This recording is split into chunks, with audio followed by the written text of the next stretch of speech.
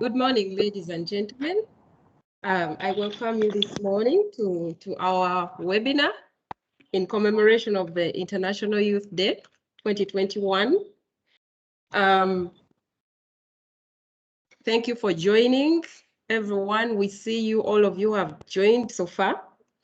This webinar is organized by the Northern Uganda Civil Society Organizations on Governance, of which Vijana Corps is part. So we will start off. My name is Jacqueline Nakato. I work with Vijana Corps as a program officer. We will start off the webinar with the East African anthem. I hope the technical team is ready to lead us in the East African anthem. Thank you.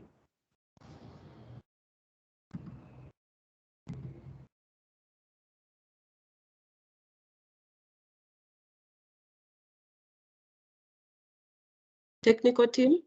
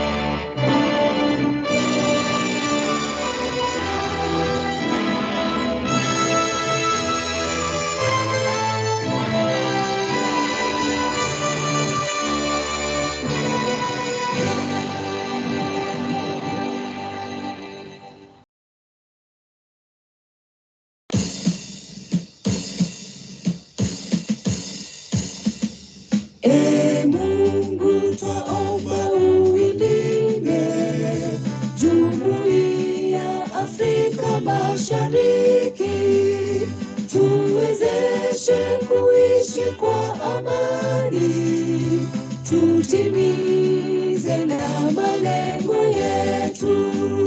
Jumuiya yetu sote tuilinde, tuwajibike, tuimarike, umoja wetu ni nguzo yetu, idumu jumuiya yetu. Uzalendo pia mshikamano iwe msingi wa umoja wetu, na tulinde uhuru na amani, mila zetu na desturi zetu. Jumuiya yetu sote tuilinde, tuwajibike, tuimarike, umoja wetu ni nguzo yetu, idumu jumuiya yetu. Viwandani na hata mashambani, tufanye kazi sote kwa makini, tujitoe kwa hali na mali, tuitenge jumuiya bora. Jumuiya yetu sote tuilinde, tuwajibike, imarike, umoja wetu ni nguzo yetu, idumu jumuiya yetu.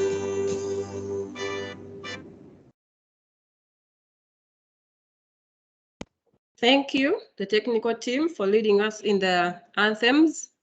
We will now run through the program of the day as it will go. The discussion will be moderated by Trisha Gloria Nabaye.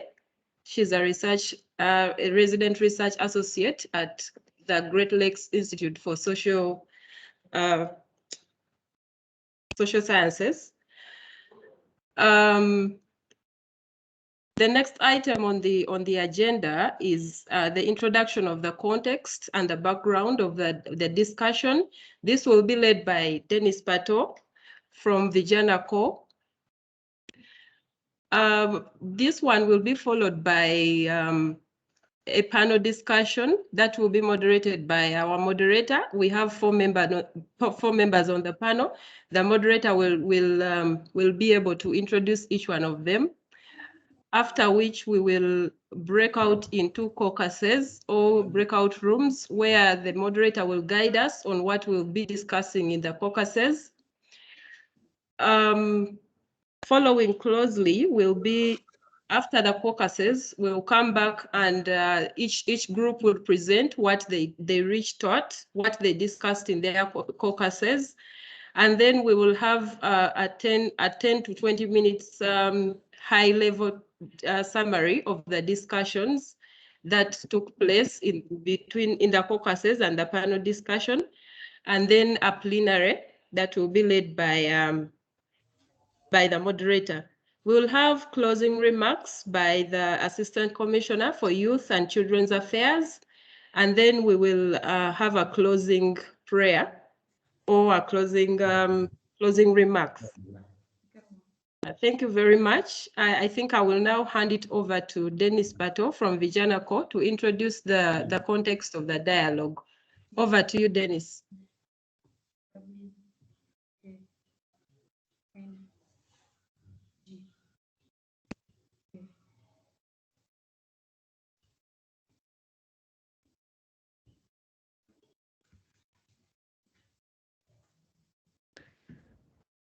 All right, good morning. I am Dennis Pato. I lead the team here at Vijana Corps. I would like to take this opportunity to thank each and every one of you for making it to this very important webinar, which is in part our celebration of the International Youth Day, but also an opportunity for us to reflect on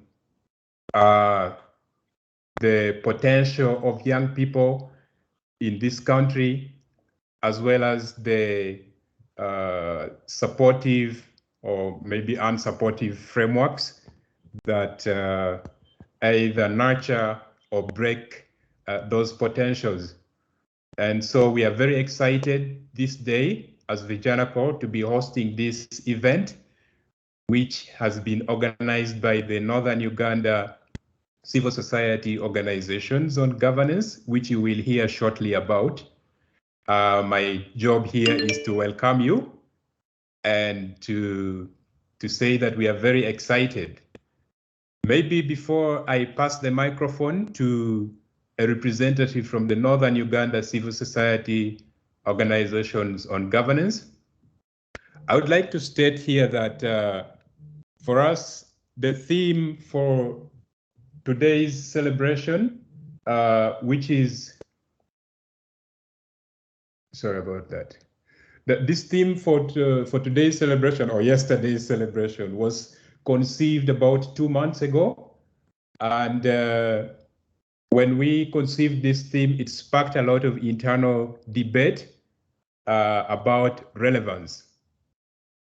We started talking about the relevance of our work as an organization, our own relevance as enablers of youth in this country, the relevance of the government entities that should be supporting young people in this country, And ladies and gentlemen, that is how we ended up on the relevance of the national youth policy as the policy framework that gives guideline on youth engagement and participation in this country. And so the discussion that you will hear for the next 2 hours will be centering around that particular theme. And we hope to learn other than criticize. We hope to harvest as much useful information as possible. And we hope that today will only mark the beginning of a journey of partnership, useful partnership that will lead to hopefully improvement of those frameworks that we think should support, should nurture youth potential and participation, and especially in regards to innovations. So without further ado, I'd like now to take this particular minute to welcome George Oto, who right now is representing the Northern Uganda civil society organizations on governance. George, you're welcome. Yes, thank you, Mr. Pato, and all the team. I'm very excited about this event, and I think that the participation of the young people today in actually analyzing and coming up with some recommendations that will actually influence the key decision makers to see that the policy is actually still relevant to achieve the national objective and the national development plan 3, which actually have got about 18 programs. So today, I'm really grateful that we are going to dissect, look through the policy, see irrelevancy, and also look at the gaps that are there, but most importantly, give some recommendations that will help youth participate effectively in this process. So ladies and gentlemen, I wouldn't like to talk much. I know there are panelists who are going to give us some presentations, which will now facilitate deeper thinking and also deliberations. So for now, thank you so much for giving me the opportunity on behalf of the Northern Uganda Civil Society on Governance. I have to recognize all those who have signed in already. I've seen a number of them sign in, but most importantly, our ED for ARID today is also with us. So thank you so much, Pato. Over to the moderator. Thank you. Thank you so much, George. At this point, I also would like to recognize the presence of the Assistant Commissioner for Youth and Children's Affairs at the Ministry of Gender, Labor and Social Development. You're very welcome. We are happy to have you here. I'd like to recognize the presence of representatives of the different political parties and our partners in development. We have community development organizations here represented. We have other non-government organizations, and we have youth. Yes, we are very excited to have everybody here.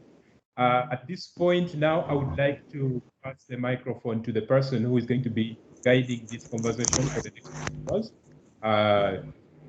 Trisha Navaye, it's over to you. Thank you very much, Dennis. Good morning, ladies and gentlemen. My name is Navaye Trisha Gloria. I'm a resident research associate at the Great Lakes Institute for Strategic Studies. And I'm very glad to be the one to champion and guide this conversation today as we talk about re-envisioning the efficacy of the Uganda National Youth Policy in the context of the NDP3 emerging priorities for the youth and the effects of COVID-19 on youth participation. Some housekeeping rules. Our videos will be off through the deliberation, and our microphones should be kept on mute so that we can hear each other. And our hashtag is, we have hashtag be seen and be heard. And then we have hashtag IYD 2021 and hashtag Youth Uganda. I hope the technical team can help me with the microphones that are on so that we can proceed well. I would love to give you context. The International Youth Day was celebrated worldwide yesterday. The theme this year focused on youth innovations for transformation of food systems and sustainable human health. To mark the occasion of the International Youth Day, Vijana Corps, in partnership with the National Youth Council and NUCSOG, set up this conversation on the National Youth Policy, in particular, its efficacy in the context of the NDP3 and the emerging youth priorities and the effects of COVID-19 on youth participation in all spheres of their lives. I'll be your moderator for the day. And before I dive into the conversation, allow me to introduce the panelists for the day. Miss Mercy Grace Munduru is a human rights lawyer and women rights activist. She is currently serving as a program manager, democratic governance at Action Aid International Uganda. She has previously championed work on women's access to gender justice, governance, community mobilization, and awareness to challenge the patriarchy and advocacy for gender inclusive policies within Uganda and the Great Lakes region of Africa. Hi, Miss Mercy. Just say hi to us if you're on the call. And I'm very pleased to be here. Thank you. Mr. Ego Jacob Hagai Oremo is a public administrator, a civil rights activist. He is currently volunteering with Action Alliance. Jacob also represents our last mile youth on this panel. Hello, Jacob Ogo. Please say hi to us. Oh, he's not yet in. So while we wait for Jacob, let me introduce Miss Telpista Kiza. Is a champion for youth participation, the very reason we are here. She currently serves as the technical lead on local governance and youth engagement, and she advises on youth-specific program design and other youth initiatives at the African Youth Development Link. She also advances the youth interests through leadership of the National Youth Manifesto, which is a policy engagement framework with government. Hello, Miss Kiza. Telpista.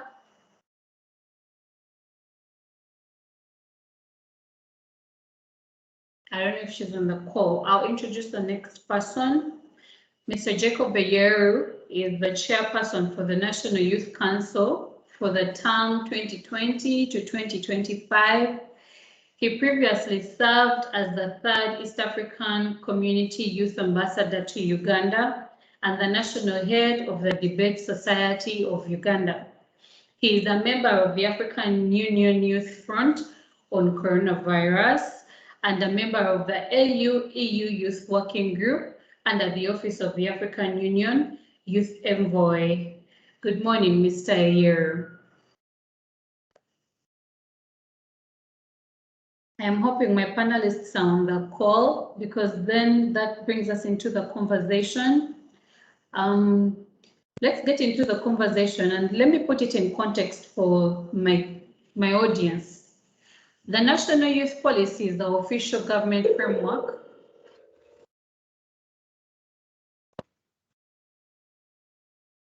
The National Youth Policy is the official government framework that provides for youth participation in national development. The first youth policy was adopted in 2001, and one of its provisions was it would be subject to a review every 3 years. However, the policy has been reviewed once in 2006, and that is a space of 15 years since its enactment. Fast forward to 2021, we want to examine the looming question of the relevance and effectiveness of this policy in setting the youth agenda. In line with the National Development Plan 3 and the realities brought forward by the pandemic, we need to dive into this conversation and see where are the youth in the National Youth Policy. Is it, for any reason, providing the relevant help that youth participation should be able to garner? I don't know if all my panelists are on right now. I would want to do some housekeeping to see if they are on. But I want to dive into this conversation. Mr. Jacob Ayero, if you're on the call, my first question is, and we'll go to you in this conversation. You represent the non-official office for youth in Uganda. And this year, the theme puts food systems, hunger issues, and innovations at the forefront of the youth conversation. And I'm very glad that you sit on the team that represents the youth under the COVID and coronavirus initiative. So I wanted us to have an overview, help us and give us an overview of the policy structure that guides the youth work. What is the mandate of the National Youth Council and the other youth structures in upholding free participation and innovations by the youth? But most importantly, for us to understand what the National Youth Policy is and what it speaks to. I'll pause there and let you respond to that.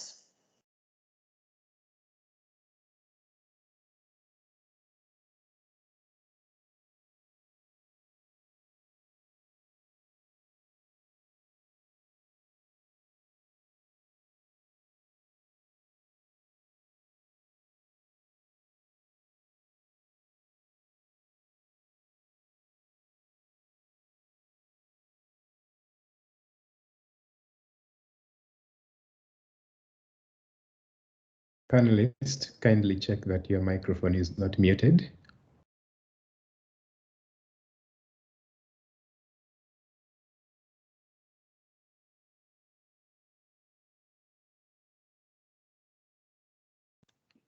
Is Jacob on the call?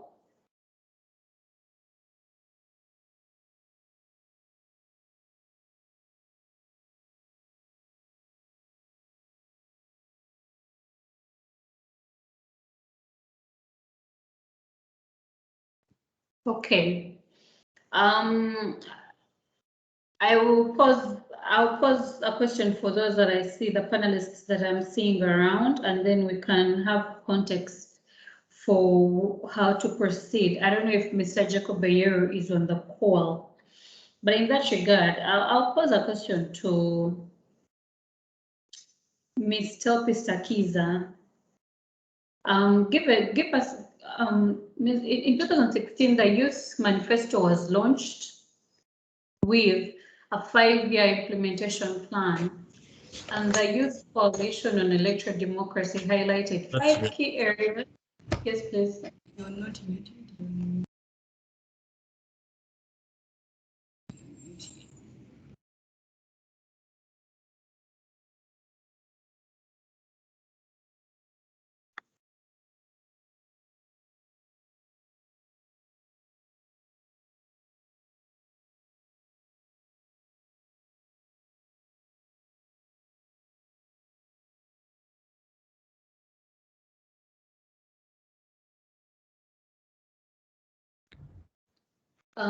Sorry for that. There's a technical glitch. Mr. Pista, I'll pose this question to you to help us put in perspective what the Youth Manifesto is and how it fits into the National Youth Policy, or how it borrows, or how it supports.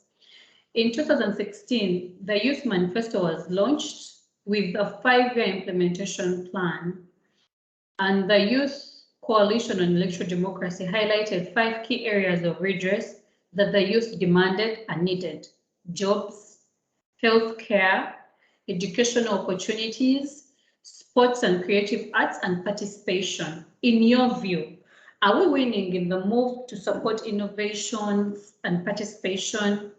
Has the mandate of the Youth Manifesto been thoroughly explored and implemented vis-a-vis the National Youth Policy? I'd want to pick your mind on that. I'll pause there and let you respond. Okay, thank you so much, moderator. And I want to appreciate the organizers of today's engagement.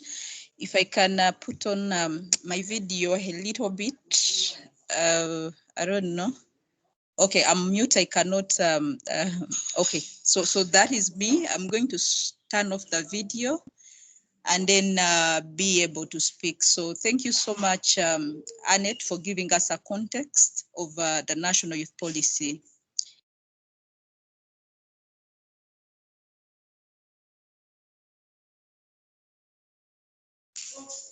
Oh, sorry, I was muted a little.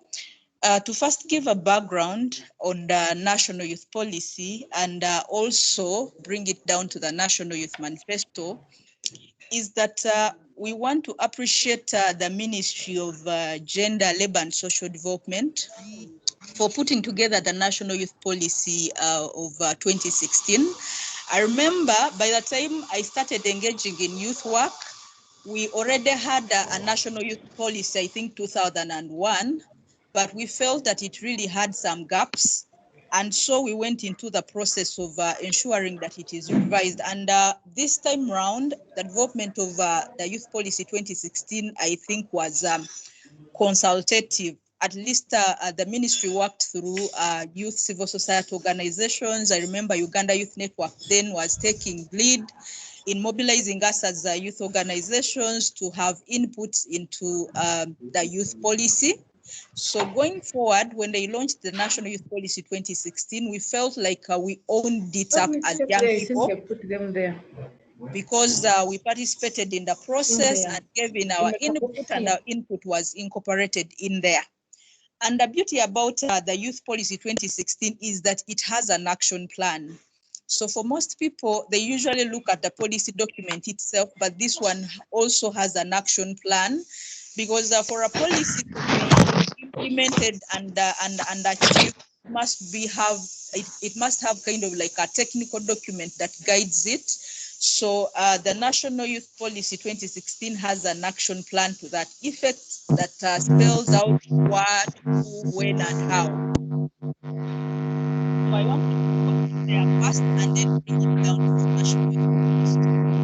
So the National Youth Manifesto is a framework for youth in Uganda to engage with especially the government in the 5-year term of office. The National Youth Manifesto started way back as a process in, I remember it was 2001, and by then it was spearheaded by Uganda Youth Network until African Youth Development Link took over, like in 2016. So the National Youth Policy, like I said, the National Youth Manifesto as a guiding framework came from the background that usually when elections are about to happen, they hit around elections, you will see leaders and candidates come with their own manifestos. But usually their manifestos are not that consultative. There is a little input from especially the people themselves. Maybe political parties or candidates will sit somewhere and have technical people. Maybe they will be guided by the documents that are available or the researches that have been made or what they see happen in public, and based on that to develop their own manifestos. But then we were like, okay, for us as youth, as young people, we know that we form a bigger number in the electoral process, and we contribute to the election of these leaders. But then when we looked at what was happening, is that there was nothing much that was being done to ensure that our youth are co-opted and are planned for, and that government plans, programs, and budgets are channeled to the key sectors where most of the youth are. So what we decided to do was that, okay, can we now have our own manifesto? we develop a manifesto where we consult youth from across the country, have their views, put them together, and then we use that to inform government and the other stakeholders that this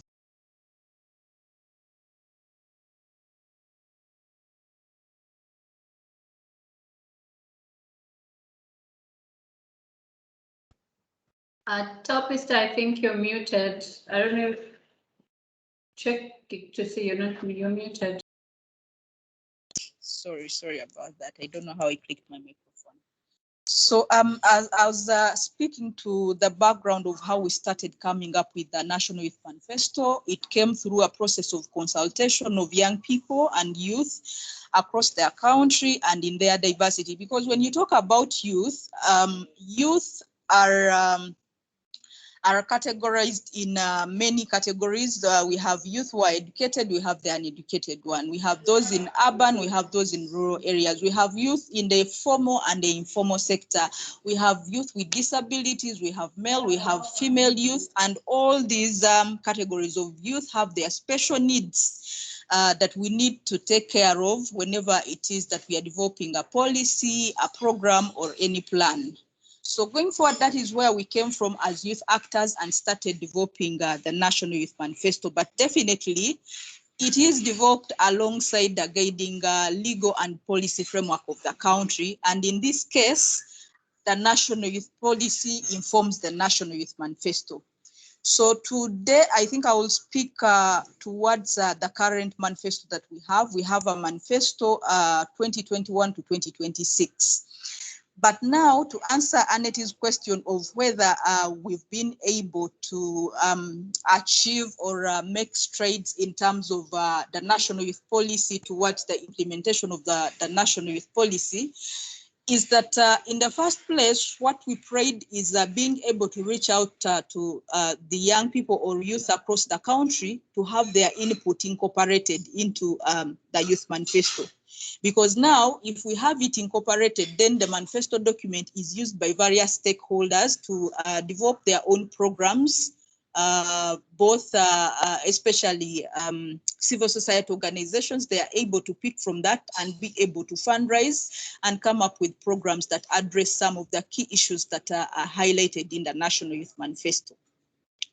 So the thematic areas, if you look at the thematic areas of the National Youth Manifesto, they don't differ that much from the ones that are in the National Youth Policy. Because still, if you look at the current one, the thematic areas are still the same, though the priorities differ. So this time around, still youth employment came up as issue number one, and there are a lot of asks that youth are making to the government on how they can ensure that they create opportunities for youth to find employment. Then the second one, this time around, that came as a priority was youth participation in decision making. In the previous manifesto, youth participation in decision making was the last priority, but this time around, as we made consultations, we saw youth bring it up to priority number two.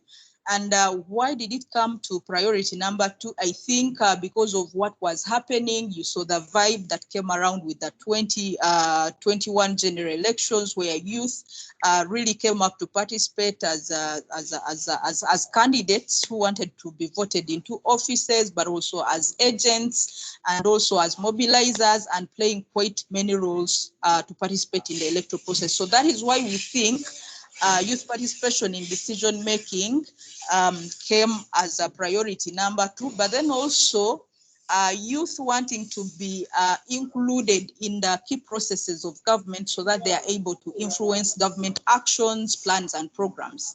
So the third priority area was education and sports, So we have issues around education and sports, because we know that if we are to increase youth employment and employability, then definitely the issues in the education sector come in handy. Because here, if a youth cannot find employment, you'll find that some of the reasons is that they don't have the necessary skills, or the skills they have do not match with what is needed in the job market. So education and sports came in as issue number 3, and sports was given a lot of emphasis this time round, and we really have a good recommendations and asks on the area of sports. And then the other one was healthcare. Healthcare came in strongly, and this time round the issues came in around healthcare for youth. We are informed by the current situation then, because we made consultations in the previous lockdown, the 2020 lockdown. So youth spoke to a lot of issues of teenage pregnancies and how they can be addressed. Issues of mental health came in strongly, and those are what youth wanted to see government focus on this time round. And then the other issue that, the other priority that came through apart from healthcare is climate action and youth-friendly cities. Now, this looked like a new thematic area. This was a new thematic area that came through, but not new in the National Youth Policy. The National Youth Policy provides for it. But this time round, youth spoke about it strongly because they felt that they were not being involved in discussions on climate change.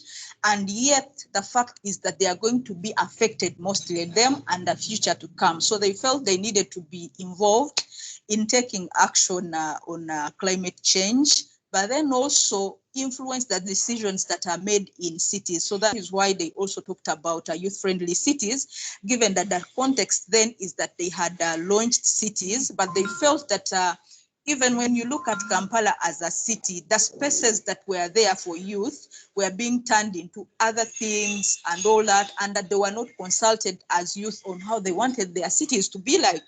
So in there, they proposed that they needed to be a part of the planning of the cities so that these cities are inclusive. But then also one of the things that came through this time round that was not done prior was on financing for the National Youth Policy. And that is something that I can relate also to the National Youth Policy. You know, for a policy to be implemented and for us to achieve the priorities that are in a given policy, then we must make sure that there are resources are channeled to such areas that are highlighted in a given policy. If there are no resources, if a budgetary allocation is not channeled to such areas, then the likelihood we won't be able to achieve that much, even if it is on paper as a guiding document. So this time round in the National Youth Manifesto, we decided to put in some proposals on how government can generate finances to finance the National Youth Policy. Because one of the challenges that we faced as we try to engage government and other stakeholders on how they should implement the issues that are entailed in the National Youth Manifesto, they would tell us that the resources are not enough, that even the other sectors, if you look at the budget, they're all struggling, they're not getting enough money. So this time round, we did not focus on telling government allocate monies without telling them where to get the monies from. So we have a whole section that talks about especially taxation proposals on where government can leverage and find resources to invest in the key areas that are within the National Youth Manifesto. We assume that when government invests in the issues that are entailed in the National Youth Manifesto, that will definitely contribute to what is in the National Youth Policy, because what is in the National Youth Manifesto correlates so much with what is within the National Youth Policy. So Annette, I don't know what time I still have with me. If you could guide me. My name is Trisha. I'm just using Annette Faith, but 5 more minutes and then.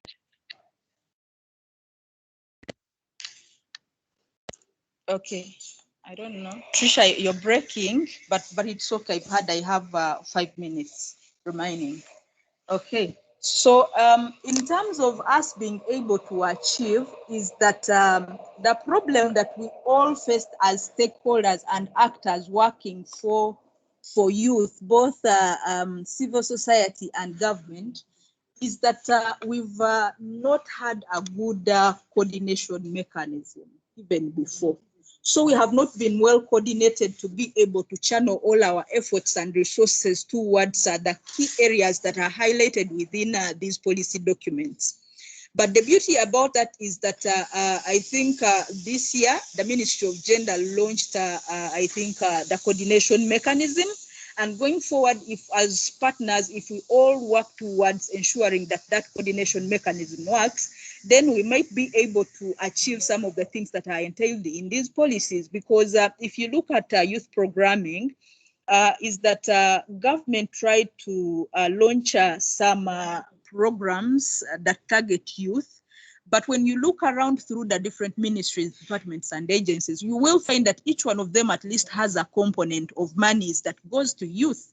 But it is implemented in silos. You'll see the Office of the Prime Minister having a certain program that targets youth. You will see State House has a program that targets youth. The Ministry of Gender also has theirs. But then there was no point of merging and convergence to ensure that these programs are coordinated and that we are not duplicating each other's efforts. So that was one of the major challenges, but the ministry this year launched the coordination mechanism. So going forward, let's be hopeful and ensure that this coordination mechanism will be implemented for us to be able to synergize and ensure that youth resources are put together and that we are able to be contributing to what is entailed in these policy and guiding documents that we have. Then also another challenge that I will talk about is that youth in this country are still not, I can say, listened to. Youth out there are speaking out. We have a lot of dialogues that are happening. This is one of them. Yesterday, they were speaking during the International Youth Day celebrations. They have a lot of engagements, but all that is spoken is not taken like as seriously as it should be taken. We were engaging in a discussion where one of the panelists told us that one of the challenges that we still face in this country and in Africa at large is the ageism kind of like factor. Like we still have kind of like a mindset amongst the general public where they think wisdom comes with the age. So when you're still young, you're still a young person, you wait, what you say will not be taken seriously. So that is why we are seeing the youth trying to uprise and become violent, because they are seeking for an opportunity to speak out and be heard.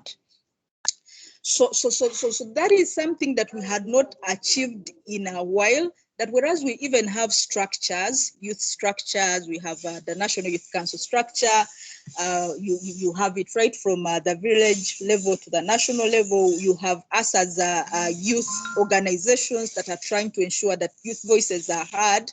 We feel that even when youth are speaking, the effort to listen to them and put into action whatever it is they are speaking is not taken seriously. And until another person who has a bigger voice comes in and speaks about a certain thing, that is when they are taken seriously. So going forward, what we need to focus on is come together and ensure that our voices are heard and that there is responsiveness from the duty bearers and whoever it is that is concerned, that the youth voices are really, really heard and put into consideration. Then also what we have not achieved as partners who are working towards the National Youth Manifesto is that, coordinating coalition is not something that is really, really easy. And for those of you who coordinate coalitions, I think you know what you go through. Because in the first place is that you have to get finance resources for you to be able to engage. And then you definitely have limited resources and you cannot move and traverse the country and ensure that all young people are able to influence, because influencing requires numbers. So whereas youth have numbers, those numbers are not mobilized towards us achieving what is entailed in these policy documents and also in the National Youth Manifesto. So as the coordinators for the Youth Coalition, that is one of the challenges that we are facing on our side. But going forward this time around, what we want to focus on is that we are going to develop a joint advocacy mechanism and revive the way of work and ensure that we are able to work together to push for the issues that are entailed within the National Youth Manifesto. So that is what I could speak to, but also going forward and to put emphasis is that all this work has happened. We have all the guiding documents, you have the National Youth Policy, you have also our manifesto in place, and then you have government responding to put resources and come up with plans and programs to finance the strategies that are entailed in these policy documents.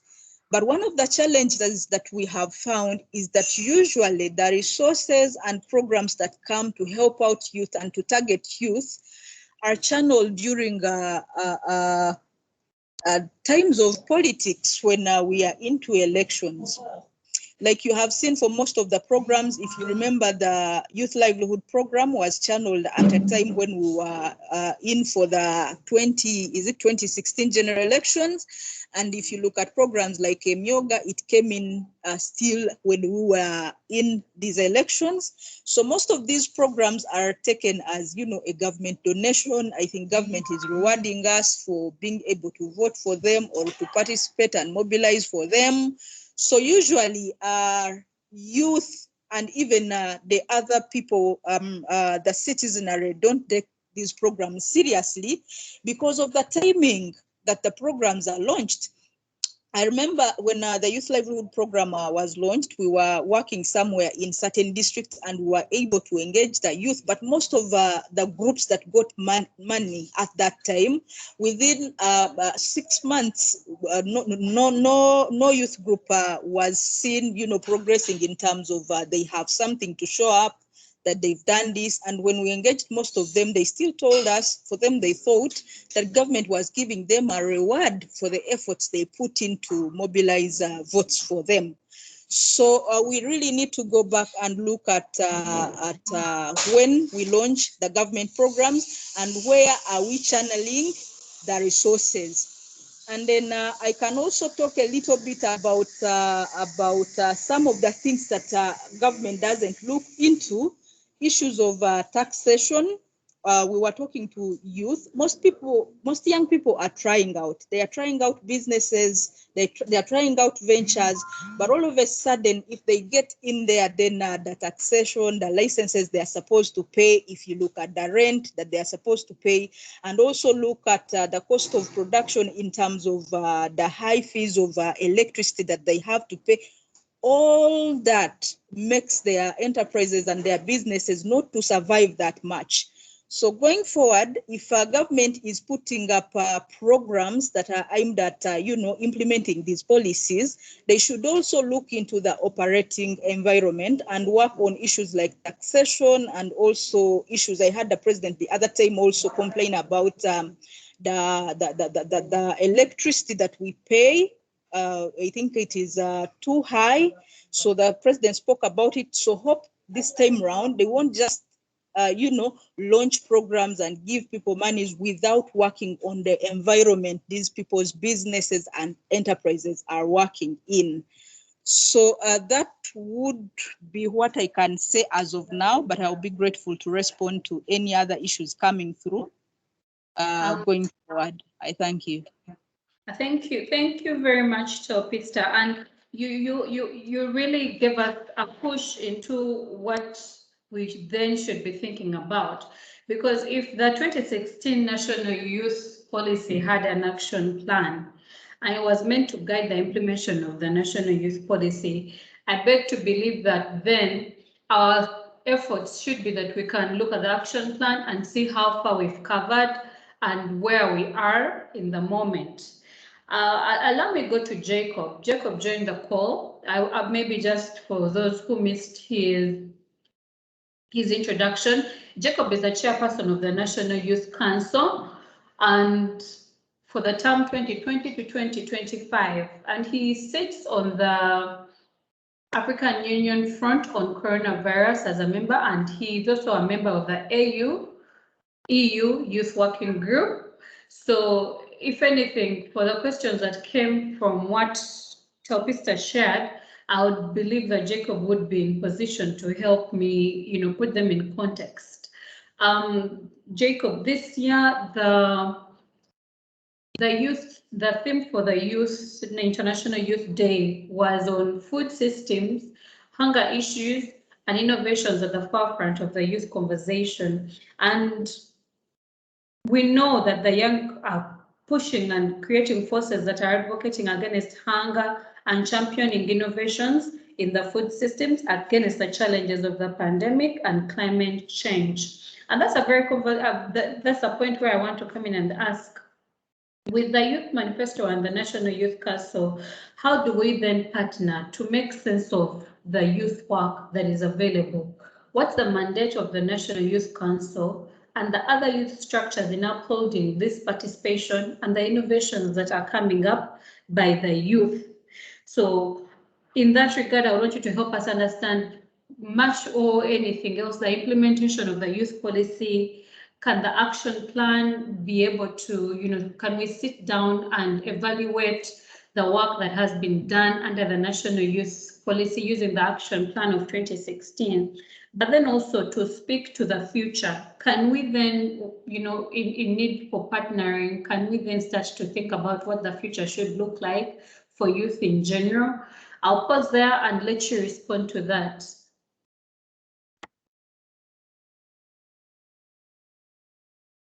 Thank you so much, Trisha. And I want to thank everyone for bearing with me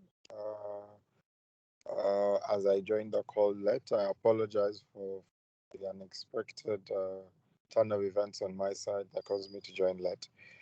I had hoped that I would make some responses to Theopista first, then I would engage the questions. But I think the reverse order before I lose some of them is better. One, I want to say that I think that young people are defined by innovative ways of creating their life cycles and their life stories. Every day we are challenged by the capacity of young people to reproduce themselves in different situations and scenarios. When the lockdowns occurred, young people shifted. Many young people shifted how they earned income, and then all of a sudden we had people who were hawkers of essentials that everyone needed. And in so many ways, young people are proving their resilience to many things. Of course, not without a lot of damage to their own strides and their own livelihoods. And I think that's something that we are making sure we have voices about.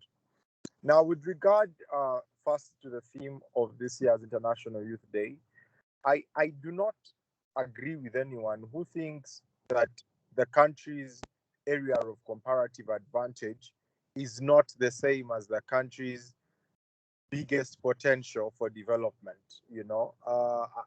On any day, I will not agree with anyone on that. Why? Because if you have your agriculture as your biggest economic sustainer for so long, and it's still spoken about in potential not being met, how much arable land not being utilized, that's basically primary agriculture. If you are to basically stretch that capacity out, you are talking about millions of private sector jobs along the value chain.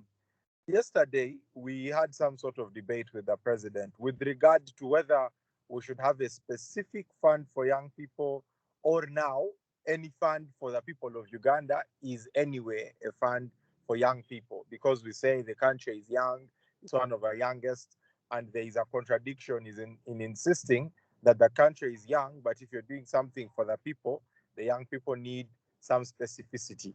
I understood the position of the president on that, and I could see that it makes numerical sense. However, a majority that is not strong, a majority that has no voice for them, does not constitute a representative majority, or it does not constitute a majority that actually has impact. It becomes a big but impactless majority. It becomes a non-substantial majority. It does not move forward anything. That's why even when we go into elections and we talk about how young people are majority, young people don't exactly vote only issues, because that majority has not been harnessed into single line action, into some sort of homogeneous identity for certain things. You can't achieve homogeneity with everyone, but at least if young people can have things that identify their hopes, and should have something that identifies their leadership, something that drives what young people are doing, and that has been lacking. So for me, that's why some of those concepts are clear. So that's one. But two, and the final thing on the theme is that if you're talking about youth in agriculture, you're going to have to build the perspective very carefully. Why? Because someone reminded me some days back that for us as young people, our interaction in urban areas with agriculture is as a punishment. Because many of our people are using hose to be engaged in agriculture. For us in urban centers, we are using hose to punish people who come late to school, to dig here, go and dig that part of the compound as some sort of punishment. And so it doesn't feed into the understanding of agriculture through the whole is still a very good idea of engaging in. But secondly, you need to encourage transformation of agriculture to attract young people into it. I don't agree with the narrative that young people want stylish things. Those are urban young people who account for less than 30% of the young people in the country.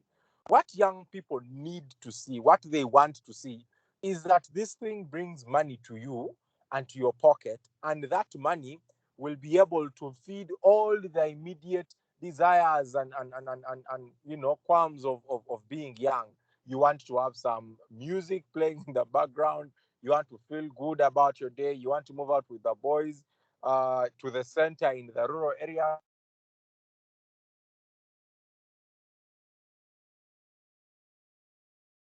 So it is important that we present agriculture along how you can earn out of agriculture for young people, so they can see that there is money here, so we need to go there. No young person wants to hawk around, but they are told that that brings money in A, B, C, and D ways. When we preach to the need of the young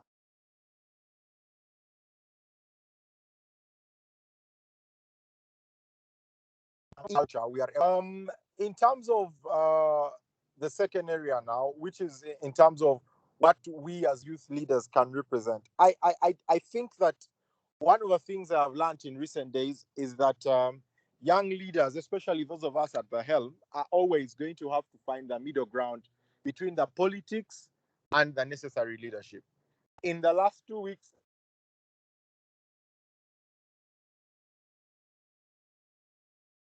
I've seen commission, so he would probably relate. But in the last 2 weeks, I have had the biggest political challenges of my entire life, based on a lot of deceit, a lot of varying interests. And these are of youth leaders that many people want an end, and they are willing to go to any length to use that end. Young leaders are supposed to be able to, I don't really care much about their past experience, but they must be able to respond to that arising need, to be able to distinguish the politics, have it settled, while you also manage the aspects of leadership and have them settled. One of the things we are suggesting to the president is that there are so many groups of young people, but there are groups that you must respond to with a definitive position as government. The groups of young people that get out of school so that they can enter the labor market, and there are no answers in the labor market, must have a specific response to them that is specific to the fact that, one, they represent your elite society as a country, and two, they represent your best chance to have measured economy, reduce the informal economy. They are the ones who will actually know the reason why they should probably pay taxes. They are most likely the ones who are going to be able and willing to work with dissent and accommodate it, because they have been around environments where people agree and disagree. If those people feel, if those and that category feels betrayed by their country, you're most likely to have some sort of anarchy that's growing out of that category. And the sooner we realize that, the faster our country might be closer to having a consensus of young people. That's where many of the people on this call belong. The people that analyze things from a perspective of policy related to the other law and question the figures coming out of what, I don't know which report. That kind of young people are the ones who will lead the conversations that the people will listen to in their communities. And those people must be at the forefront of our initiatives as government and as a country to mirror our efforts in trying to empower young people. Now, to what? I just needed to close that by saying, and that's the role of the youth leaders to present and make sure is part of the conversation. What my sister Teopista was saying is that two things. One, government programs are a failure. One, because they look like they are political tools, but also two, because the people that go into them look at them as reward systems.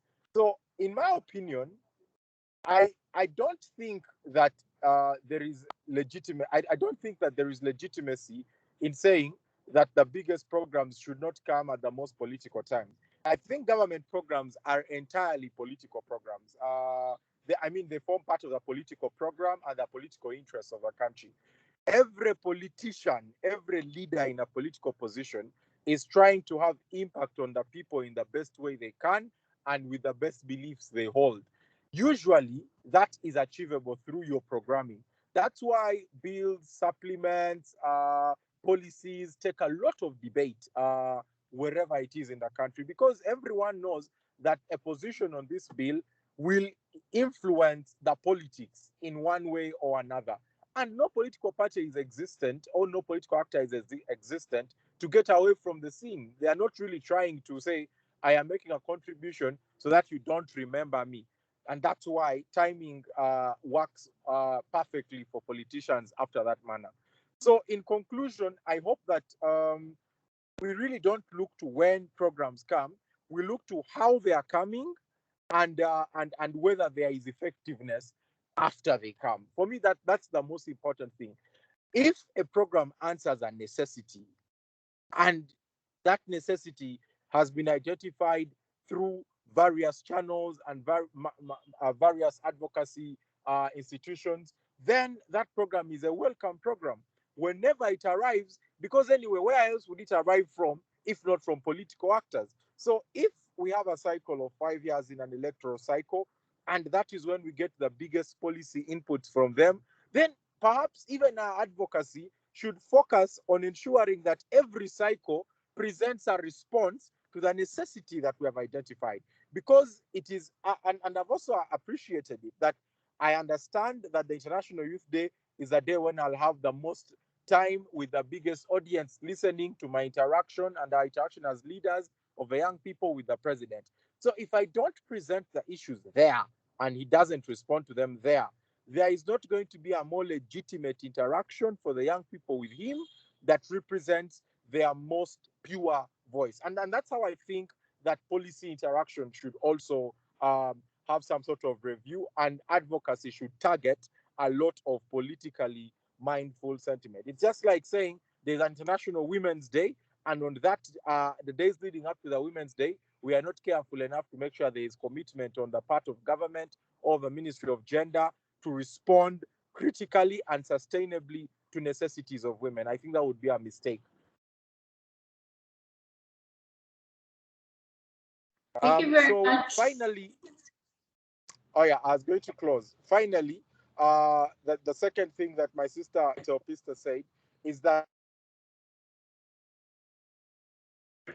for me, that represents a failure on the people that are handling the program. If a program has guidelines, those guidelines should be clearly communicated. So that's a challenge. So that's a challenge of initiation and implementation. It's not overpopulation, because the population did not initiate the program. It is us as government who must sort out those gaps and be able to have them communicated and dealt with. And that's why reviews from all stakeholders, inclusion of youth leaders, CSOs as avenues of reviews of government programming is very important an agenda. I thank you. Thank you very much, Jacob. And you really piqued my mind on the fact that if the population does not, receive the policy, then for that end, its mandate may be missed. And I think that is why I want to turn to Jacob Ogo. Jacob Ogo in this panel represents the last mile youth. And as Vijana Corps, we've been pushing for the last mile youth to be seen and to be heard. And I want to invite him to, according to the synthesis report that was carried out by Vijana, it noted that the majority of youth are not financially included, and a large proportion of their households remain in subsistence farming. As a result, they lack resources, they lack employment, they lack good quality education and public services, among others. And with the pandemic, many children in Uganda and many youth in Uganda have either dropped out of school, they've either ended up pregnant, or they've been married off young. And that is where my question is for Jacob. How can government then make youth work more inclusive so that even the last mile youths can actively participate in transforming their state of life? I want to hear you on what avenues they can take, on what way forward they can give government to be able to, create inclusivity in the youth work, and also to appeal to the last mile youth so that these policies meet the right audience. I'll pause there and let you respond.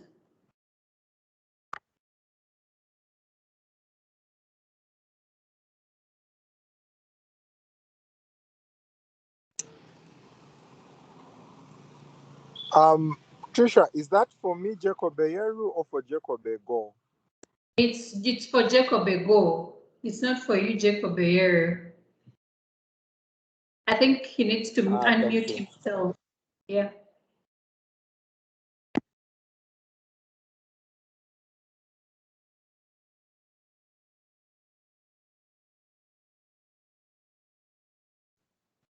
Jacob, unmute and please proceed.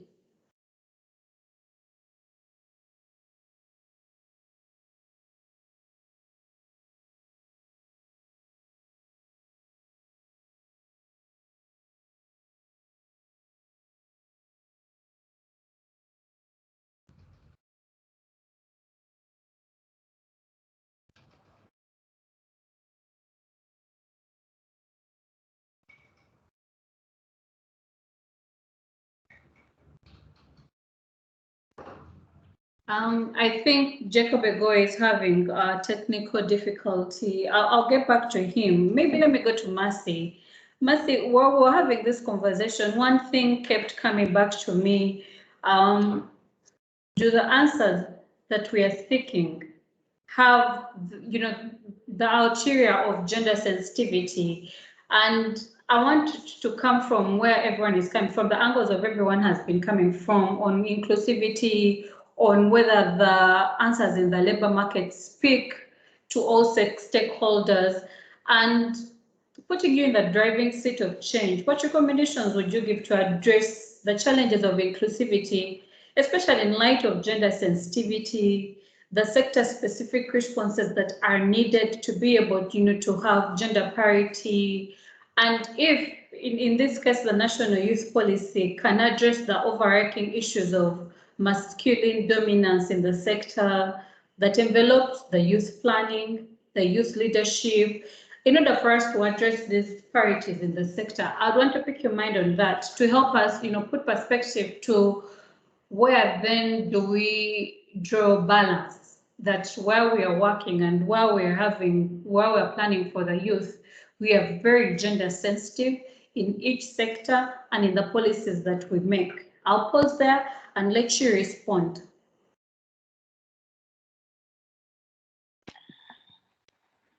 Thank you very much, Trisha, and thank you, everybody.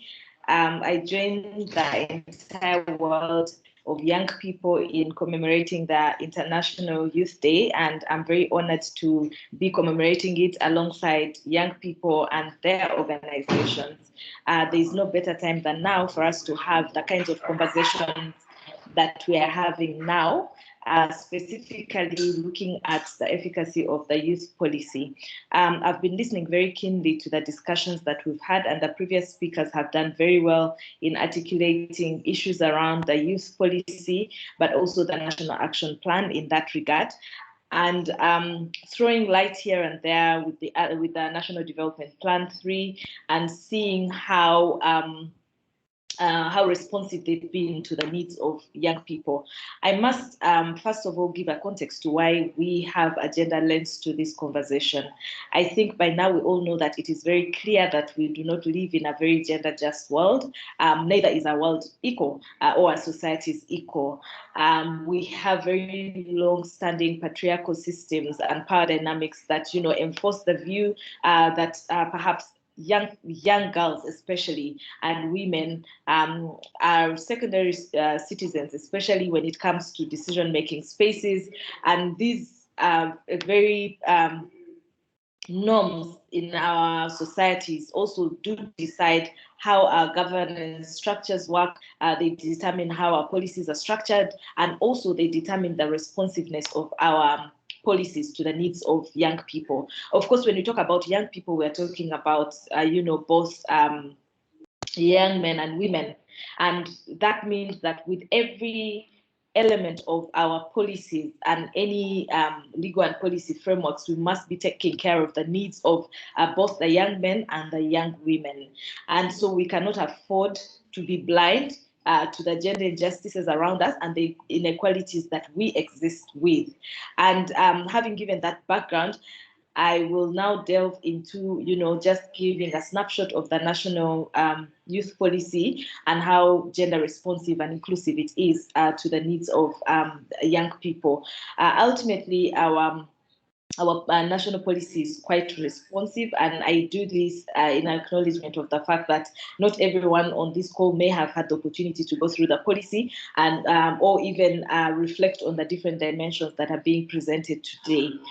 So our policy is quite responsive, I must say, gender responsive. There is a mention of a gender dimension in the policy because it acknowledges the fact that social norms create disparities in expectations of youth, and also it affects the way they respond to situations, and sometimes this exposes them to risk, especially girls. And also it also does speak to the issue of gender norms and how they separate roles of young men and young women, and ultimately these roles also determine how young people participate in context of the different dimensions that have been mentioned in the policy. I know the policy speaks extensively about youth priorities and areas of focus, issues like agriculture, issues like environment, youth employment, entrepreneurship and skills, and all of these different needs of young people. And as such, it was very important for the national youth policy to pay attention to the gender disparities that can limit participation of young people in all of these different dimensions that they do mention. And what really caught my eye, which I felt was very important, and I must mention it, is the question of gender roles between young women and young men that sometimes limit their participation or create barriers for equitable participation in programs. And so they speak about, especially for the young men, the social norms that reinforce issues of power, issues of control, issues of independence, while for the young women, it leans more towards issues of submissiveness and acceptance, and also the different gender roles within the household that often push young girls towards, care work, that then limits their ability to participate in decision-making spaces and other sectors of our society. And I looked at not just the policy, but also the National Action Plan, which is very important because then it gives life to the policy. And within that, there are very clear, objectives listed there. there are also very clear indicators of how performance alongside these objectives will be measured. And this, for me, is where I started to dissect how responsive these policies are to the gender needs of our young people. Within the National Action Plan, of course, there is mention specifically of promotion and protection of young people from all forms of violence. That's the dimension through which the issue of some of the impacts of these gender inequalities is manifested. So they talk about the undertaking capacity needs assessments and also having sensitizations, which look great in my opinion. But the question of gender mainstreaming is not supposed to be limited to one aspect of the policy. Gender mainstreaming is supposed to look at each and every dimension that is mentioned within the policy and measure how the commitment of the state in ensuring that, you know, both young men and women are equitably participating in their own affairs. So, for example, if you're designing a program around entrepreneurship and within the policy it is very well listed, what are we doing to ensure that there is an equal participation of young women and young men? If you look at our context today, as I speak now, we all know that we've been battling the COVID-19 pandemic. And yesterday I was having a meeting with one of our partners, one of ActionAid's partners, and they were questioning why within the recent past they have had an increased number of young men participating in our youth programming than the young girls. And it was very evident for us that have been doing this work that because of the restrictions that have come with the COVID-19 pandemic, when we organize programs, you realize that many of the young women are caught up, performing their gender roles within the household. So there's a lot of care work going on because children are home, they're not at school. There's a lot of farming going on, especially in the rural areas. There's a lot of domestic work that needs to be done because ultimately, there's a bigger number of people at different households. What does this mean? That means that fewer girls will participate in programs, even when they desire to, because they are more caught up performing these roles than participating in programs. I'm using that as an example because whereas the policy lists very many different areas of priority for young people, there is no clear strategy that mainstreams young people's inclusivity and participation alongside all these dimensions. Whereas gender itself is clustered on its own and it's spoken about, the actual mainstreaming across all the other areas is missing, in my opinion, in the policy. And also the whole question of the human rights-based approach. How does our policy speak to, the human rights-based approach? How are we taking care of the issues of, human rights as a broad area in the way our policy manifests itself?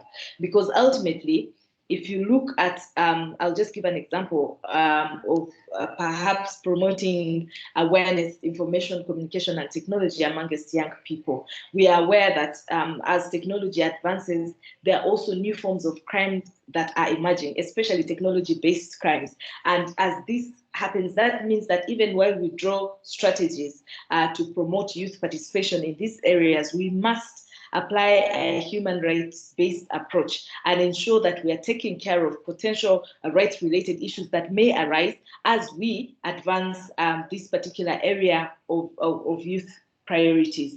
But also the whole question of gender-balanced participation in youth activities and the measures that are there to include youth participation in different projects all across. And for me, this has been my biggest problem. We talk about gender mainstreaming, we mention gender here and there across all policies, but how much do we pay attention to the issue of balanced participation to ensure that we're getting the best out of our young people? Because ultimately, if we create that imbalance at the point of promoting youth participation, we shall not achieve the overall goal of having youth participate in the affairs that concern them. but also the creation of safe environments within the programs that we design, within the programs that we propose in the policies and in the action plans. What have we done to ensure that all of this is reflected in the actual indicators that are within the national action plans? Somebody mentioned before about the issue of building young people's agency. We must understand that young people are a product of the communities where they are raised. So most of these issues that I speak about as that promote, inequality within our communities are a product of the societies from where we live, where the patriarchal system is deeply entrenched. Now, we must not cluster this issue and put it on the side and look at it as a separate issue that should be addressed separately. It should be something that forms the basis of all interventions and all priorities that we feel are important for the inclusion of young people. And that means that we must build the agency of young people to understand the questions of inequality in their context. And we must empower them to resist any practices that are likely to create barriers for any category of young people, because within the youth component as a whole, we must understand that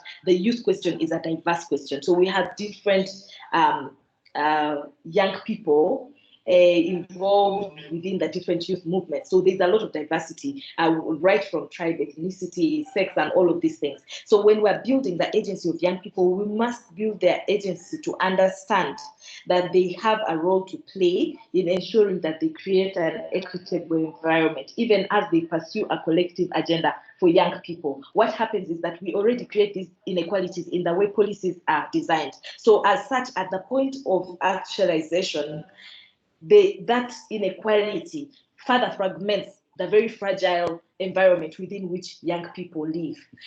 Already in our context as a country, we have a certain element of ageism. So there's an attitude issue around young people, how young people are looked at, how they are perceived. And I believe that the way young people are perceived has also determined their extent of involvement.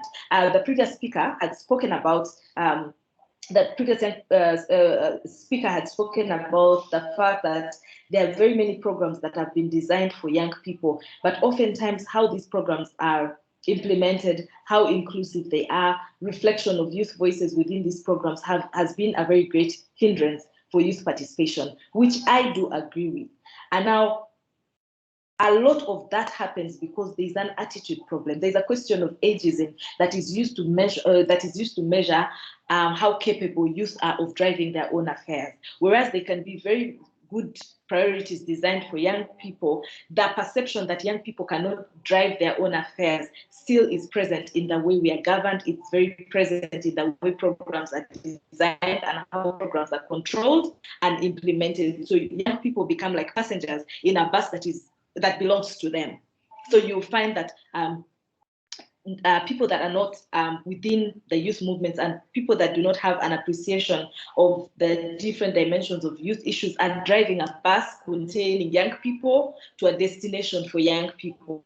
And as such, you realize that to battle even that kind of attitude, young people have to grapple with smaller inequalities that exist within them, and as such lose sight of this collective struggle for young people's involvement in their inclusion and also their participation in their own affairs. So in terms of how we can right this wrong and how we can make our policies and our actions more equitable and more inclusive, I would first of all suggest that we must resource the youth-related indicators, the strategies that speak to gender inclusion and that speak to, questions of equality should be resourced. They should not end at being mentioned in a policy as a strategy. We must actually action and make deliberate efforts of gender mainstreaming within the entire policy, not just having gender as a component of the policy, but ensuring that it's reflected in every priority area, that we are investing in ensuring that there is a balanced participation between young men and young women. We must also invest in gender-sensitive educational approaches. We must ensure that we're very sensitive to that question of education within the composition of young people. And when we are designing educational approaches, we must be sensitive to the gender issues and understand why there is an unequal participation of young women and men, and ensure that we invest a significant amount of time in understanding why these inequalities exist and design programs that will go to cure these inequalities. We must also create safe spaces within the priority areas that we are recommending to the state. We must know that for every priority that we mention, for every aspect of youth involvement or inclusion or participation that we speak about, within there we must create safe environments for both young boys and girls and the other categories of young people within the youth movements to exist, for them to be able to pursue their collective agenda. We must also speak to the issues of mobility of young people around the issues that concern them. How much are we doing to ensure that within the entire youth framework, young people are mobilized and they're participating in the affairs that concern them, but also to ensure that our interventions and the design of the different programs are focusing on the human rights-based approach, taking care of the potential risks to young people's participation and involvement in the affairs that control them. Lastly, I would say that because we have our partners from the state who are participating on this call, we must ensure that there is an equitable access to programs. We must understand the intersectionalities within the young people's movement. We know that we cannot speak about young people and forget that we have young people in the urban areas and we have young people in the rural areas. These young people grapple with different challenges altogether. Understanding the fact that the way issues that affect youth are manifested is different for youth in the urban areas and in the rural areas is a very great start for us to ensure that we have equitable access to programs for young people based on or informed by our understanding of these different dimensions that limit their access to information on programs and also their participation in these programs. And we must not just talk about gender mainstreaming, but actually ensure that we have sufficient resources allocated to mainstreaming gender across all the priority areas as we have discussed today. Thank you very much. I'll hand over back to Tricia. Thank you very much, Mercy. You shed a big picture on it, and key from your conversation, one thing that shined out was that the youth question is a diverse question. And I think that is why I want to bring in Jacob Bayero. And in particular, I want to understand, do the youth nationwide know the national youth policy? And someone in the chat room asked it and said it like this: when it comes to the youth support, we should consider discussing regional equal distribution of programs and support. And that is where my brain is coming from. Are we risking an overlap of programs? And can we speak to the intersectionality that Mercy then leverages for? Can we have a meeting point of these programs? Can the Youth Manifesto, in any case, speak to the Youth Livelihood Program and speak to the National Youth Council and be able to be pushed forward and provide, a merger, a balance in youth programs? But most importantly, where I want you to come from is, how do these programs speak to building the agencies and helping deal with the inequalities that rise from gender issues? How are we creating a safe space or creating a way forward for youth and gender issues to be put at the forefront of this conversation? Because then we risk having one population of the youth go forward. We risk having, let me say, the rural population, the rural youth, thriving or not thriving, or we risk having the urban youth thriving and have the rural youth, lag behind. And in our need to leave no one behind, how do we then have an intersectionality of these programs? How do we have a merger in gender sensitivity? How do we, bring everyone on board? That is what I wanted to reply to, and maybe also give feedback on the questions that Matthew raises. Thank you. I'll pause here. Thank you, Trisha. But if you could remind me which critical questions do you want me to respond to from what Mercy raises, because you've given me the critical question is, how do we, how do we avoid an overlap of programs? How do we have an intersectionality of these programs for them to be able to, have the change and create the effect that we want them to create for youth participation and youth engagement? Okay.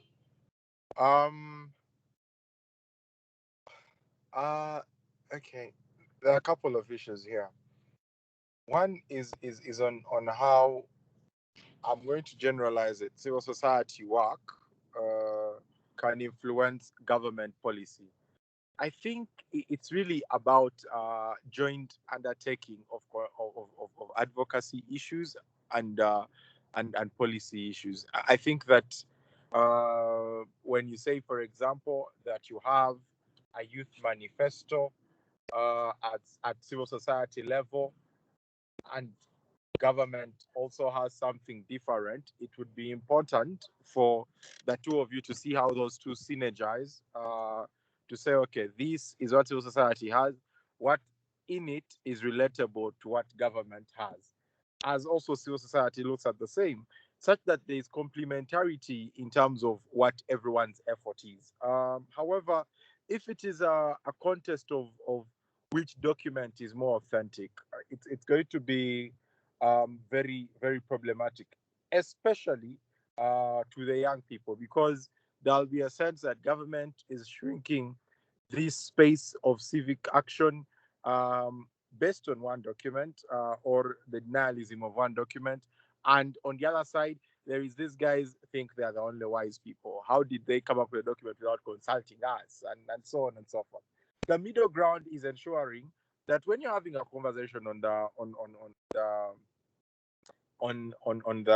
for example, youth manifesto, you ensure that the commissioner is there. He's always available to attend to issues of young people. Commissioner Mondo Chateka, you are doing both checking from him on whether that is catered for somewhere, and it's another point of synergy that we can work with, or that is something that will not be acceptable, and you make a decision based on whether you are doing advocacy for young people, or we are doing advocacy in this time with government, or we are doing futuristic advocacy for something no one is talking about, but research shows us that is necessary to consider. For me, that clarity of purpose of our actions is very important, and would then mean we are speaking to a particular quality of end product. But that also feeds into how youth leadership has been behaving in the country. I think that one of the biggest challenges has always been what the agenda is for youth leaders, whether you are trying to do a particular thing or you're basically trying to address everything. If you don't have your particular agenda, you are most likely to try and address everything, which then you fail to achieve. And then your song becomes, we don't have money to do what we want. We don't have political will to do what we want. We don't have respect of our voices. Even though you're a majority, you don't have capacity to build that majority because you really don't have an agenda that you're driving that majority onto. And that's why a small minority number influences a very big disoriented majority. Then the other question you've spoken about is with regard to how we work on the things that matter. And for me, I want to just say that at a national level, like I said it earlier, I'm dealing with the politics. I'm also dealing with the interests of the young people. And finally, I am also dealing with like a personal agenda, what I believe in and what I'm trying to make sure happens. When those three are interacting, I am also looking out for what so and so can add to what we are trying to build. If I feel like someone is only adding what I would call cyclic time, like I am in a circle of responding to this and you respond back, and I respond back and you respond back, and we are not getting traction, you're calling it interaction or advocacy, but you're not noticing that all we are doing is disagreeing. It's not very helpful. That's why a conversation, for example, on the youth policy would be very important as it is now, because government has to review the youth policy. It's been about 5 years, and in policy framework terms, that is now time. It's mature time enough for government to review such policy. Input now is well timed. Input now is necessary, and input now must also be based on the apparent and not apparent on the prevailing needs of young people as they are. Finally, with regard to something I've heard about whether young people know about the policy and so on. First, I think that it's commendable to have policy knowledge among young people. But we should not be deceptive unto selves that you're going to go to the majority of young people and they will be engaged in policy conversation. It is an ideal position that we want, but it is not a position that you're going to invest resources in and have productivity. What you're going to have to do, in my opinion, is ensure that the policy's effects are felt by every young person, such that the elite society of young people, university people, people that engage in so many acts of activism, people that have conversations as an interest area, actually talk about the actual policy and how it's operating. But the young Juakali boy should not be told to talk about the national youth policy or what his understanding of it is. He should be seeing the impact of that policy on how he's accessing capital, on how he's accessing markets,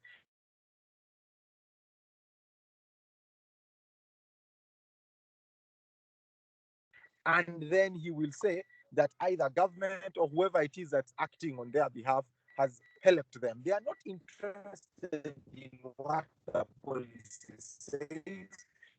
They're only interested in how the policy helps their more civil society voices that talk about whether the policy is having aspects of impact on ground, and how we move off paper to translation of the paper talk to what actually the impact is on ground.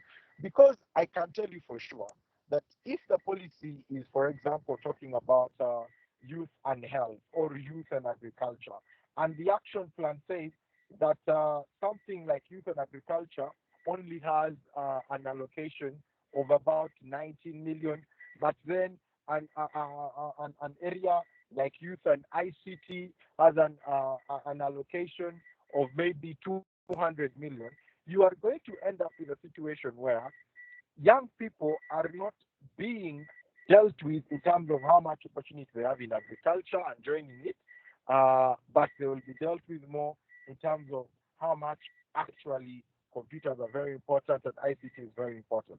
The budgeting of the policy, the inputs into the market strategy for the policy should also consider what then is the output from this engagement. How will young people look 5 years on when we take on such a policy, and how we disseminate it? So for me, these are the important questions that we need to ask in the next policy review.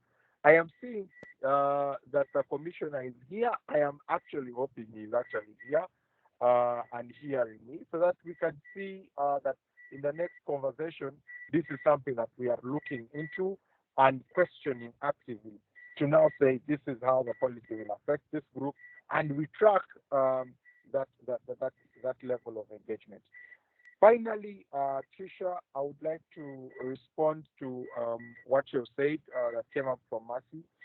I think that on the whole, interactive models are very important, because then we are able to get every viewpoint. And it's at the interaction and the contradiction level that way forwards are built. Indeed, one of China's people agrees with you with her. When people contradict, then they move forward. If there is no contradiction, most likely we are doing a lot of wrong things and no one is warning us, and that's a big problem. So let's ensure that we actually have some sort of cross-cutting strategy that involves everyone's voice and stakeholders' voice in the preparation. It is not true that if you help in policy creation for government, you cannot critique it thereafter. It is not. There is no. There is no intellectual sense in that. That because I participated in its initial creation, in the presence of new facts, I cannot critique our initial position. No, I think that that's not good practice. I think even though civil society would be a part of policy review, they still have it well within their rights, as do members of government, to go back to those policies 1 year later and say, by the way, we made a mistake here, because look, this is how the trend is. Rather than wait another 5, 6 years and say, it is policy review time or policy maturity time for this policy and that policy. What were you saying last time, or what do you think are the challenges? For me, that also is important. Thank you, Trisha.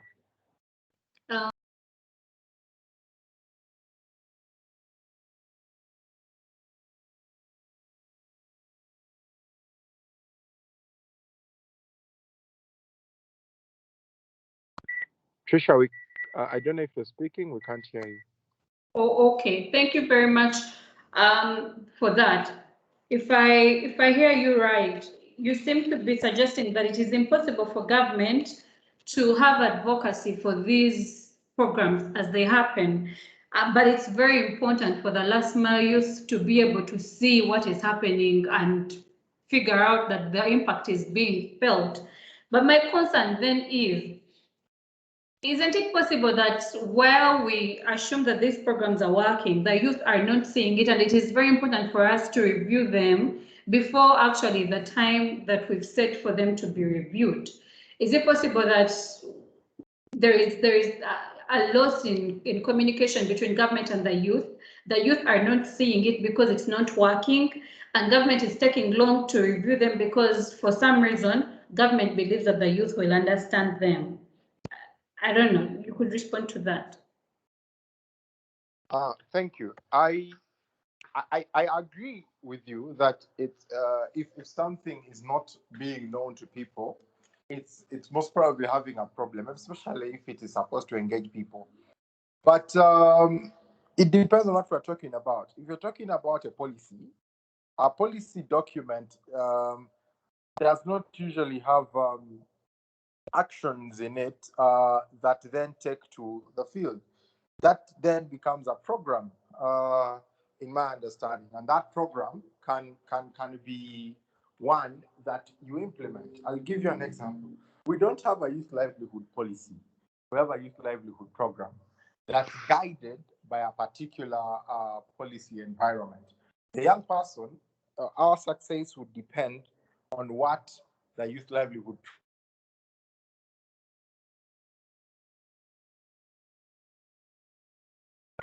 much more than it will depend on the guiding booklet says about the need for that and so on. So I agree with you that if the idea of the last mile youth is to benefit from this in this A, B, C, and D ways, what that last mile youth needs to know is the A, B, C, and D ways and see it here. That's all I want to burden that last mile youth with. I don't want to burden that last mile youth with understanding so many questions about policy formulation, so many questions about all these other things.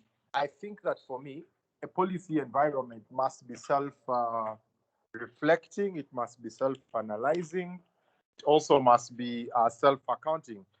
It's just like the norm of government. Imagine if we all had to know what every civil servant has to do. It's good knowledge, it's commendable knowledge. But if we all had to do it to then ensure that civil servants are effective, then it's a problem of the system. The design of a system is such that it does not check itself. So we throw money into this deep pit and we hope something comes out. That's not right. We should know that there is actually a bouncing something under there, such that when we throw money in there, something is going to bounce back up. That's how I think systems should work.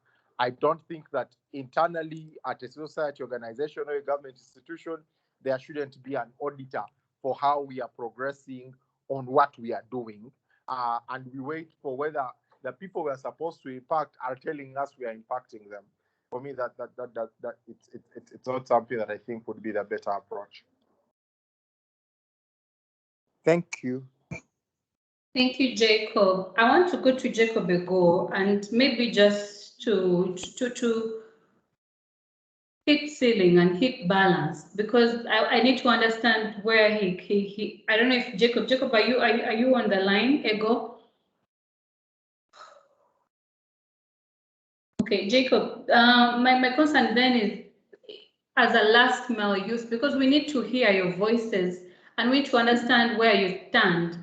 How can the youth push or recommend things for government that can help them and help their voices be heard? So my question in context is, how can government make youth work more inclusive so that even the last mile youth can actively participate? And that speaks for the youth that are seated home, the youth that are in the rural areas, but also the general picture of the last mile youth who on every other occasion should be our concern so that we leave no one behind. I'll pause there and let you respond to that.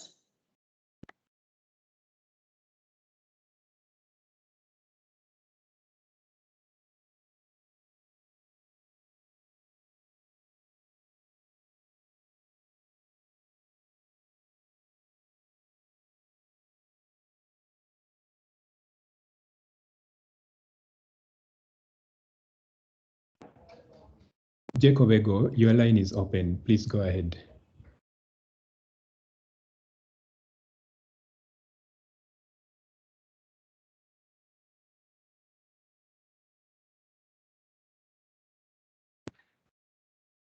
Anyway, if Jacob is not in, I want to then put some concern to the audience. Please, you can as well share your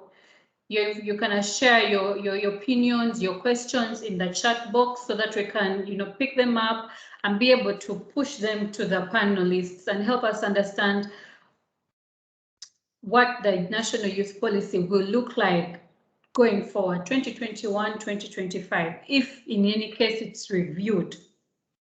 But we're going to break into caucuses, but the caucuses will have a mandate to help us, one, streamline our way forward so that we do not miss the steps that need to be taken for the National Youth Policy to speak to the actual youth, but then also to help us understand if we can better the action plan for 2021 and 2025, or if anything, to review these processes better. The technical team will push us into small caucuses that have been constituted to help us, double down on the following questions. The first question will be that what can we learn from other instruments and other studies to help us support the review of the National Youth Policy? In any case, the question still stands. Is it needed to be reviewed? Are we okay? Should we scrap it off? Or should we reform it? Should we start afresh? Or should we review it and inculcate it for the next journey ahead? And the second question is, how can the youth structures effectively be involved in the process, considering the current pandemic? In our new normal, we meet online. In our new normal, we are trying to social distance.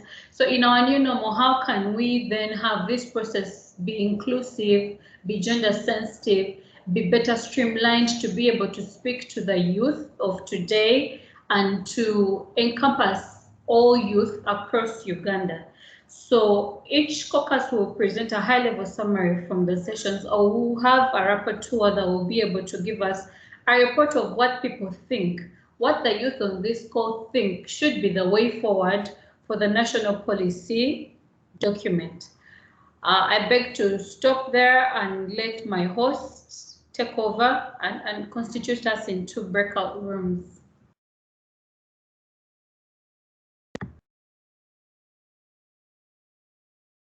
All right, thank you, Tricia. you're going to be automatically assigned, our dear participants, you're going to be automatically assigned into one of the rooms that we are going to set up in the next few seconds. So you had the instruction from the moderator. So Trisha, what I don't know is how the members of each room will assign their leader who will steer the discussions in there. And then that particular leader will be the one to come back and report after, I don't know how long. How many minutes are we assigning to each group, Trisha?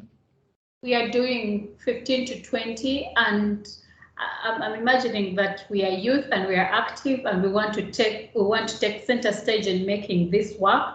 So they can actually, within their breakout rooms, can choose one person who can be able to report back the way forward.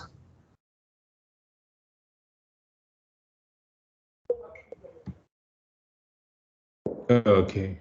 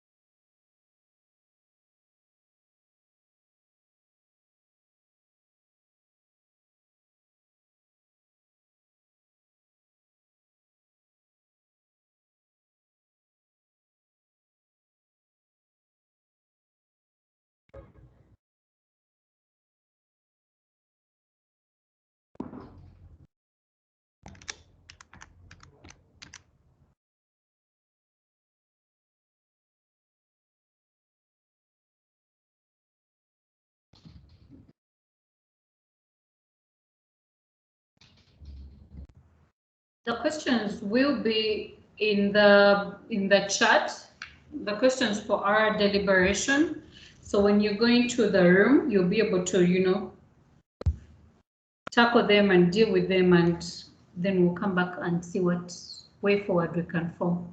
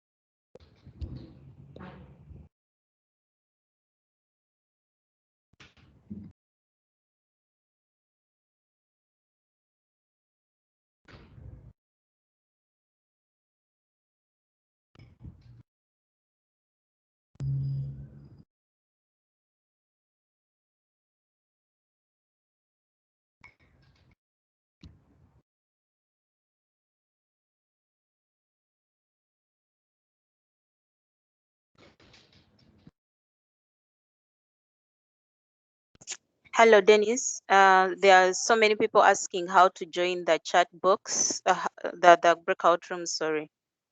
So maybe you could address that as you try to allocate.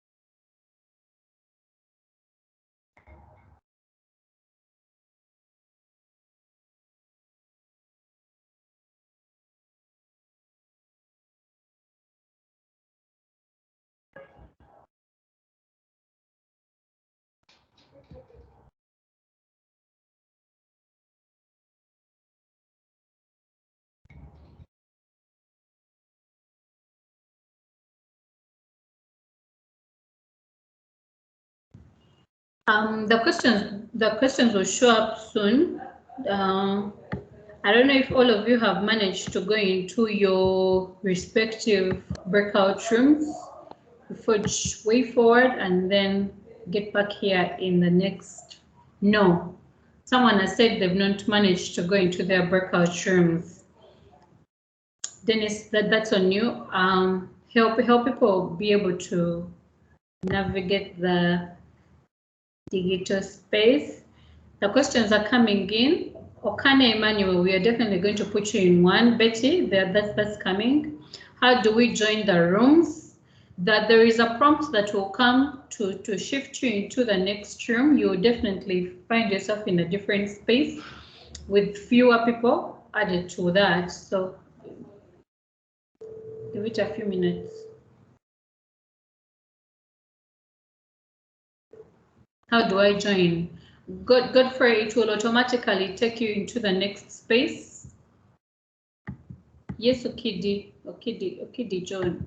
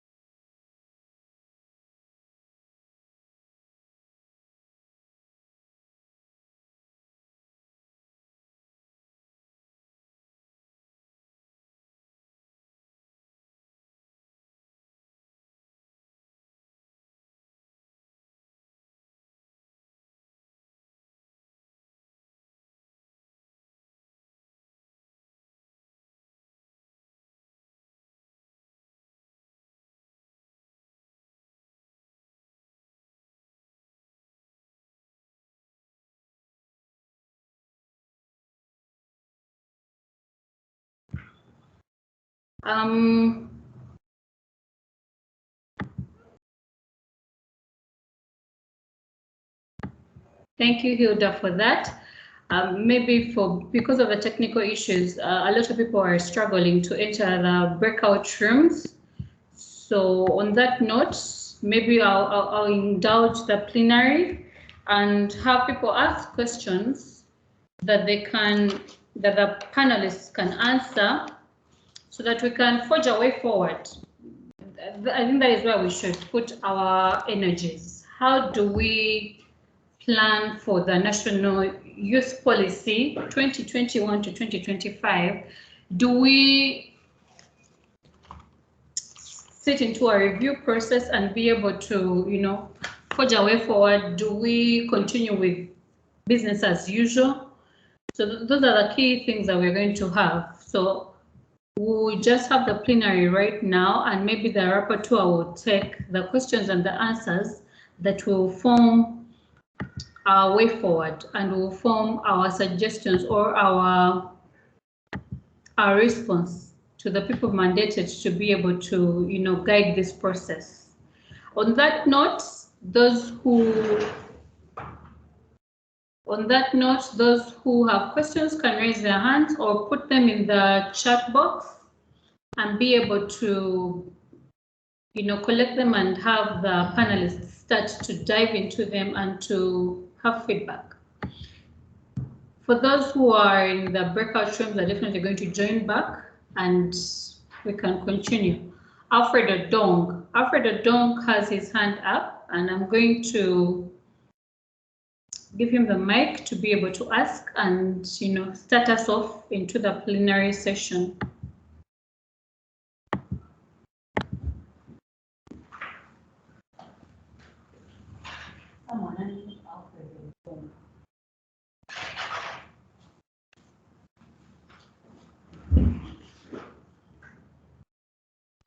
Alfred Odong, you can now unmute yourself and ask.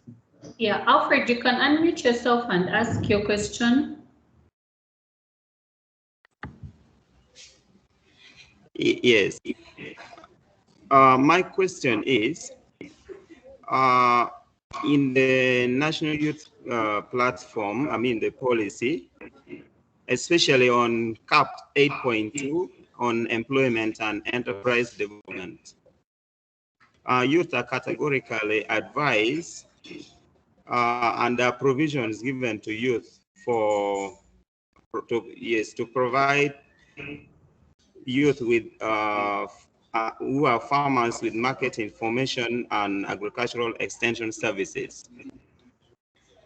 My question is, under what circumstances can a youth who is in the rural setting and is not also agri-based benefit from these services? Then number two, throughout the policy, what I always see, youth innovation, then youth, unemployment. What are the provisions given to youth who are, one, not innovative, two, they are innovative, but they don't have the platform, or the playground is not level enough for them to show innovativeness? What are the policy capitalizing on that? So those are the two questions that I would like the moderators to walk us through, if at all we can forge a way forward. Thank you very much, Alfred. I'll take the 4 questions of the 4 hands I see, and then I'll give it to the panelists to take away. Odot Denish, you can unmute your mic and ask your question.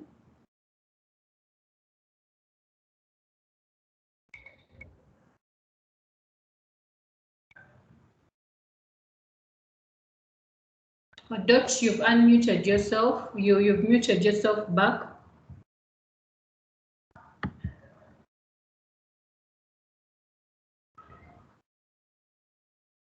Okay. Odot seems to have taken his hand down. Alfred, you can put your hand down if your question is done. Abaho, if you can unmute yourself and ask your question.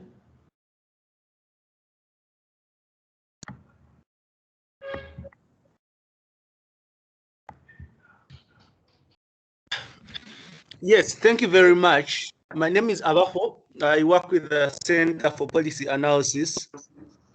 I'm going to, first of all, I'm going to, mine is something small. It is related to what Jacob Eyel said earlier on, where he said that he doesn't find it feasible for the government to invest in the popularizing of the national youth policy. This is something that personally I disagree with. Why? Given the fact that we have at least 75% of the youth working in the informal sector, and this 75% of the youth are the people that that can actually benefit from the provisions of the national youth policy. And when he says that that the understanding of this policy should be left to the youth in the formal sector, particularly youth in at university, youth in civil society, I do not find this I don't find this feasible in any way, because it means that if these very many young people, youth that are in the informal sector, are not aware of the national youth policy, then they will not be able to use the provisions in the policy to demand for what they actually supposed to have.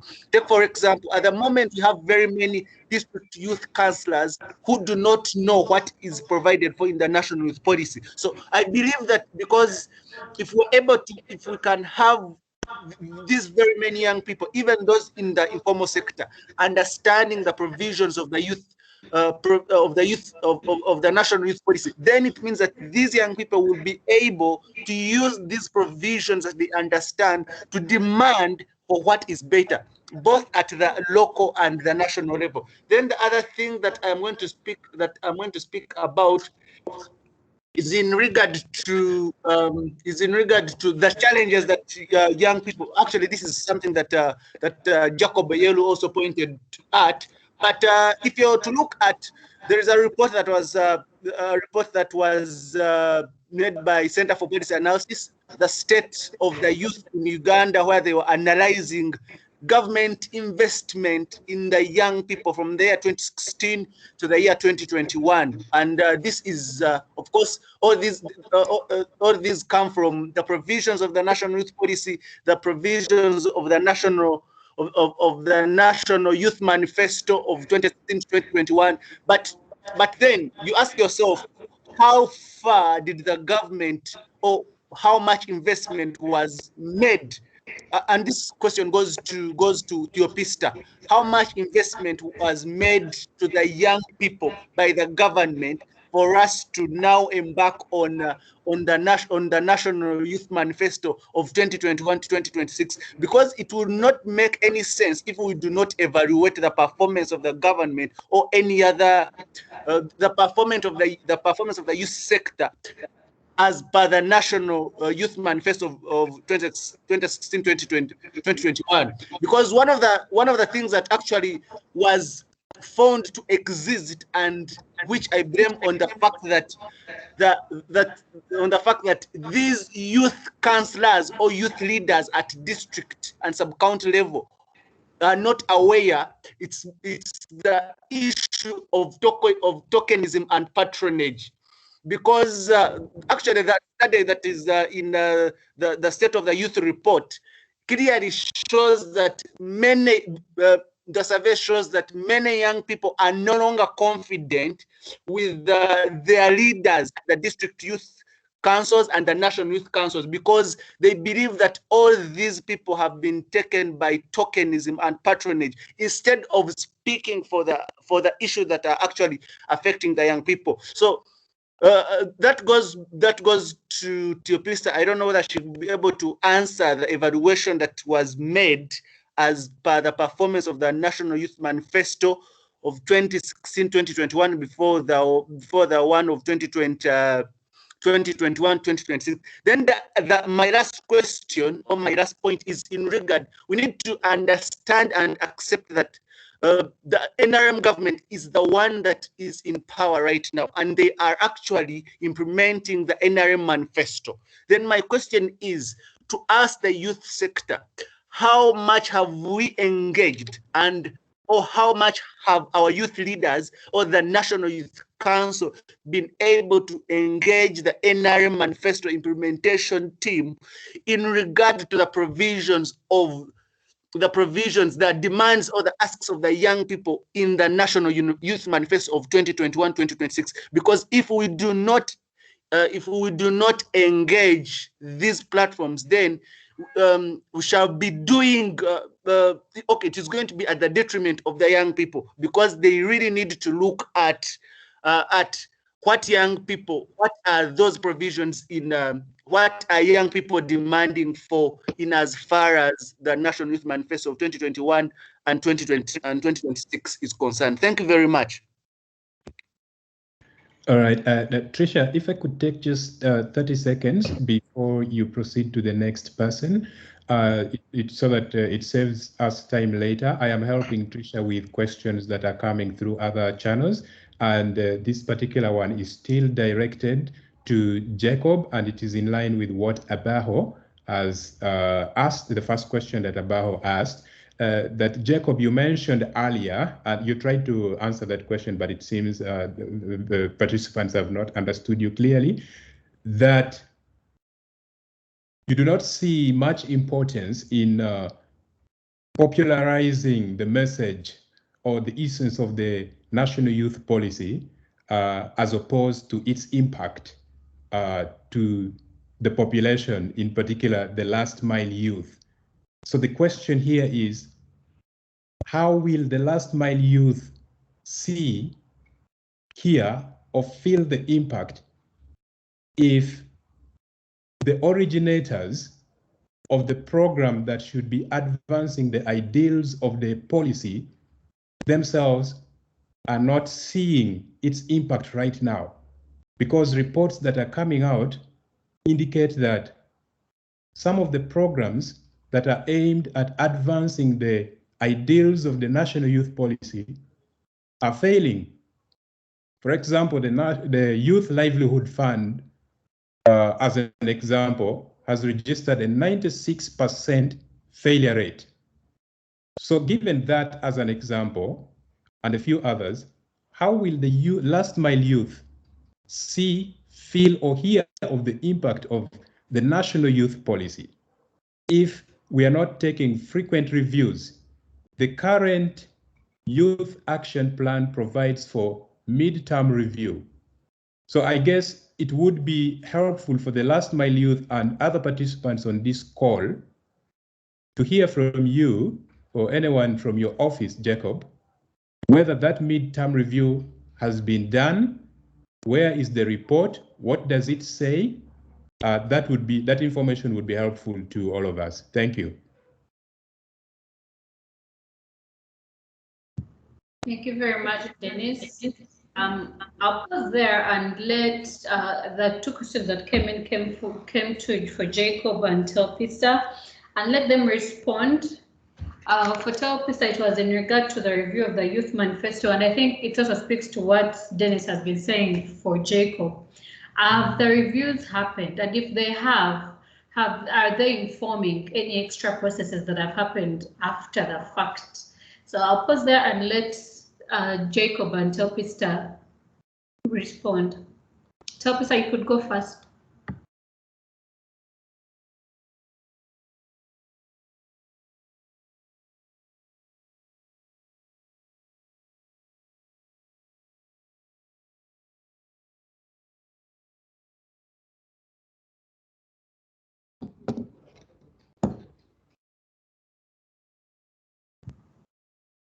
Telpisa?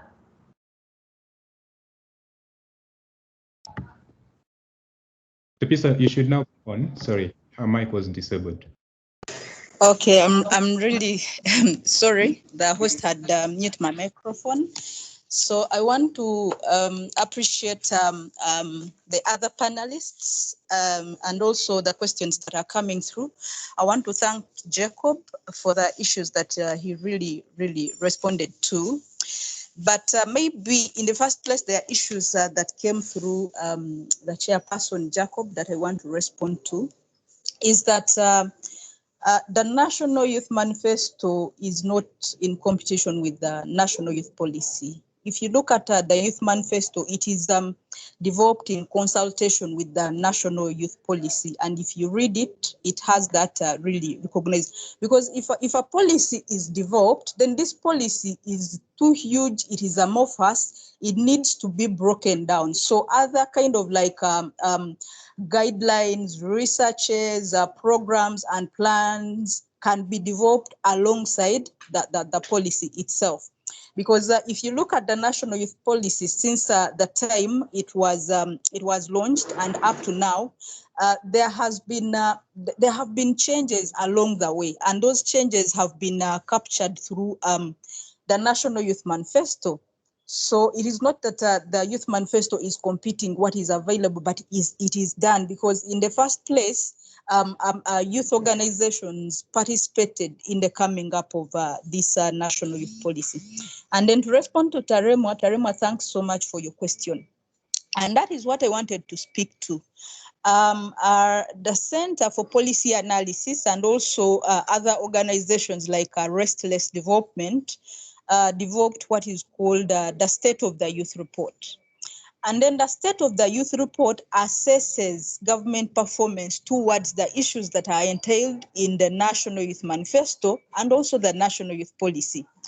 Because that is where I want us to start from if we want to answer the question of whether we should revise the National Youth Policy and where we should start from. Because if you look at the State of the Youth report, and I'm sure any of these partners who are here can have access to that report and it is shared with us. Actually, that report tries to show how much government has achieved, especially if you look at what is entailed in the plan, in the youth policy action plan. The report talks about the number of achievements towards youth employment. Actually, if you go in there, you will realize that government has actually tried to come up with a lot of programs to try and address the issues that are within the youth policy. Among them, you will see the efforts they are putting into the BITVET institutions. You will see that the local content policy, I think, was passed. That is a great achievement. If you go and look at what is entailed into the local content policy, that is something that has been coming through the National Youth Policy, and to us that is a very, very good achievement because as you realize, we've been having a lot of young people wanting to make a contribution, wanting to win government contracts, but they've been facing challenges in that most of the opportunities are still taken up by outsiders who we call experts. Someone comes, they win a contract to construct a certain road, and they're coming with every other person, and you would wonder if we don't have our youth who have qualified as engineers. So the local content policy is one of the things that we recognize that is an achievement, but still we need to see it being enforced. So I would suggest that members look at what is entailed in the State of the Youth report, because it does an assessment and tells us what government has done so far and what is yet to be done. So that can be our starting point. And then secondly, Taremo, why we had to come back and do another manifesto is that definitely we had done the other manifesto, and then Restless and other partners did an assessment, and out of the assessment, they told us what had been achieved, and we based on that now to focus on what has not yet been achieved. So if you look at the current manifesto, it looks at the gaps and what has not been achieved by government, and that is what we are focusing on. And then also this new manifesto focuses on the current context, given that it was developed in 2020 when we were faced by the pandemic, because this meeting is also supposed to focus on what can be done as an input as we revise the National Youth Policy that addresses the current context of the COVID-19 pandemic. We know that a lot of youth have lost out on their jobs, their businesses are down due to COVID, but what is being done to address that in terms of recovery mechanisms? So if you look at the current manifesto, it also has provisions on how government can come in and address what youth are going through, especially in the current COVID-19 context. So that is what I can say towards that. But like I told you in the beginning, is that there is an opportunity. I'm sure that Commissioner Mondo will talk about this. There is an opportunity that they recently launched the coordination mechanism. Like I told you, our biggest challenge has been coordination. We are not coordinated. It is like youth civil society organizations that doing things on their own, and the ministry and government and National Youth Council are doing things on their own. But now we have a coordination mechanism that really brings us together, and we are able to synergize and focus our efforts where we need to see that we create impact. But also where Chair says that anyway, he could be right, that what a young person needs is that they need to see an action take place. They need to have access to markets. That is really true. But then also it is very important for young people to get to understand what is in the policy, because now their role comes to holding government and all of you leaders accountable to what you promised and put out in the policy. So if they're not aware of what is entailed in the policy, then they cannot speak with evidence. They cannot be able to influence you, because if they speak to you, you will refer them to a document that they don't know. So it is very important for young people, for youth to know what is entailed in this policy, so that they are able to hold leaders accountable based on that. And going forward, as I end, and this is a recommendation to all of us as stakeholders and partners that work for the youth. This policy is there, but if you look at the policy and its action plan, is that it is a very beautiful and good document for me and you, those of us who are on this platform, but definitely it may not be understood by our other youth that we talk about, that are at the periphery, that are in the countryside, that are uneducated. So what is our role towards this? Now, our role was like, can we help to summarize this policy, to interpret it in terms of visual, into videos, and summarize it into smaller documents into the local languages, so that it is understood by the young people out there. So that is what I would say, and I thank you. Thank you very much, Topista. And I think at this juncture, let's also Jacob Ayero respond to Abaho's concerns on government proactivity towards making sure that the last mile youth understand the policies, and also on how we can have the demands of the youth and the asks of the youth be catered for in these policies going forward. Jacob?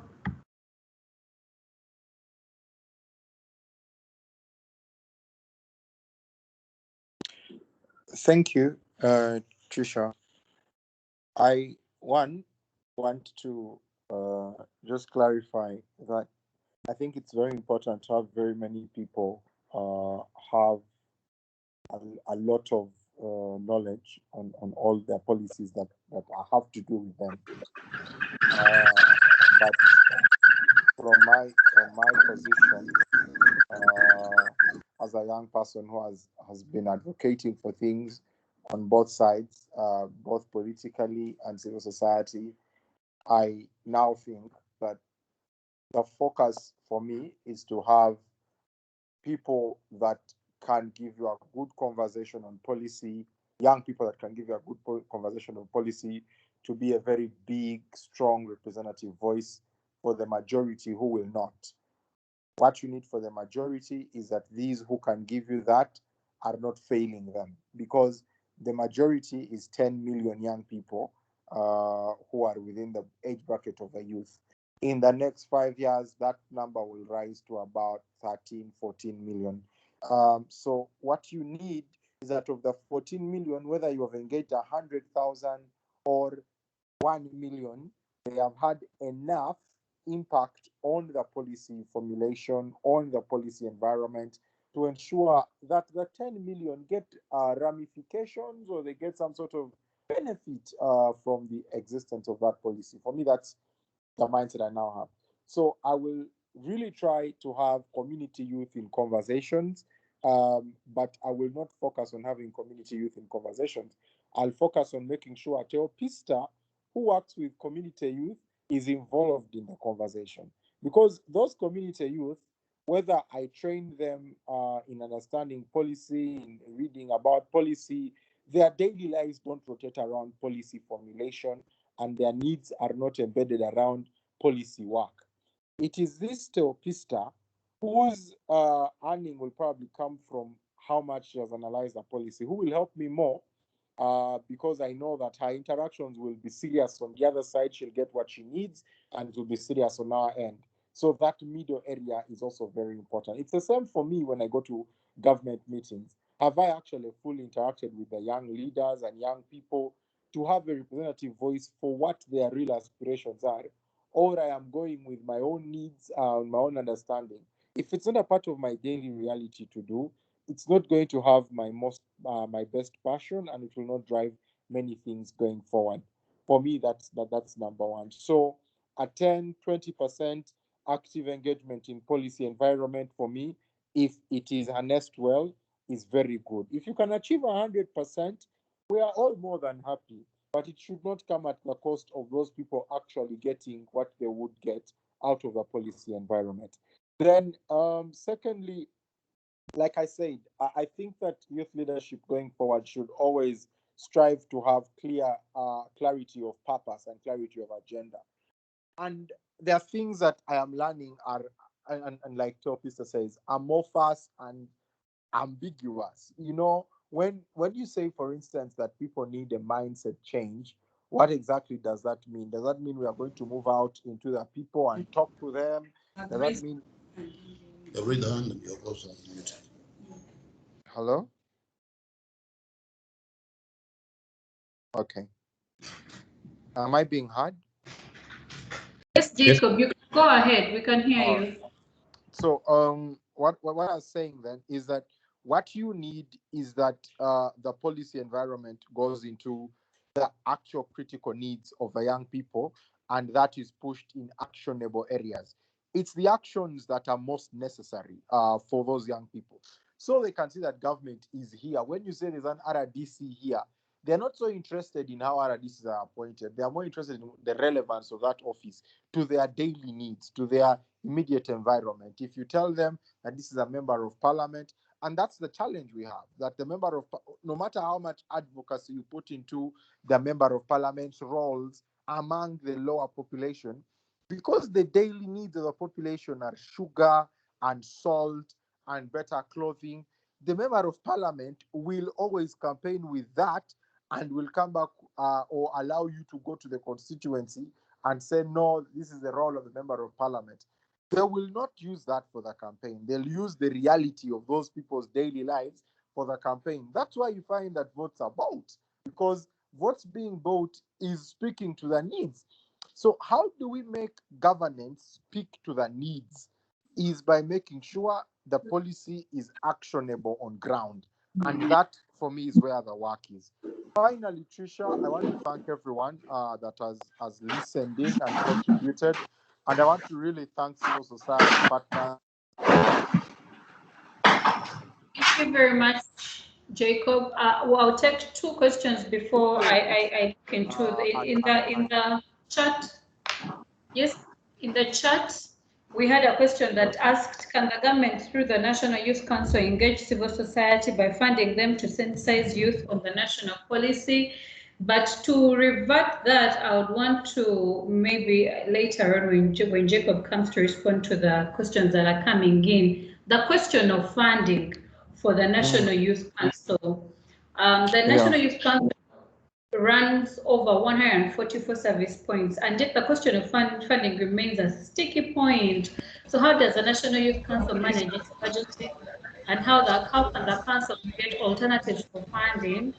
And are there also alternatives for funding to help them run their affairs concerning, the youth participation and youth engagement? But let me pause there and then have KF Mondo, Weir, and Dina ask their questions and then revert back to the panelists. Mondo, you can unmute and ask your question. Thank you very much. Yes, hello. Thank you. Am I heard? Yeah, we can hear you. Thank you very much, Madam Moderator, and thank you for bringing me in. I just wanted to make my few comments, then you allow me move. I have another meeting that I have to attend to. I want to say the following very quickly, that well, this is a very mature discussion, and I really appreciate the discussion. I appreciate people like Topista. I appreciate people like Chairman Eyeru for bringing in the things that we must know. But let me also add very quickly that every policy has a time frame. A time frame, and it concentrates on the contemporary issues to be addressed then.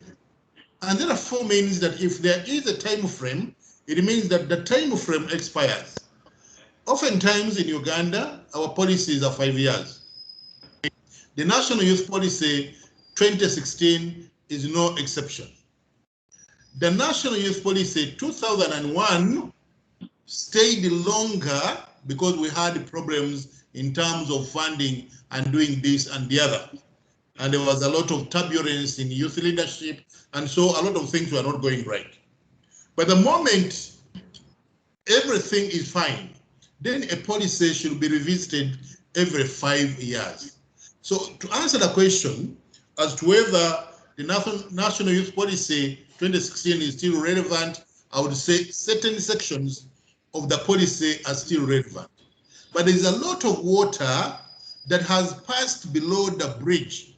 And there are issues that we must bring on the center of the table for all of us to address, be it civil society, be it government, be it whoever.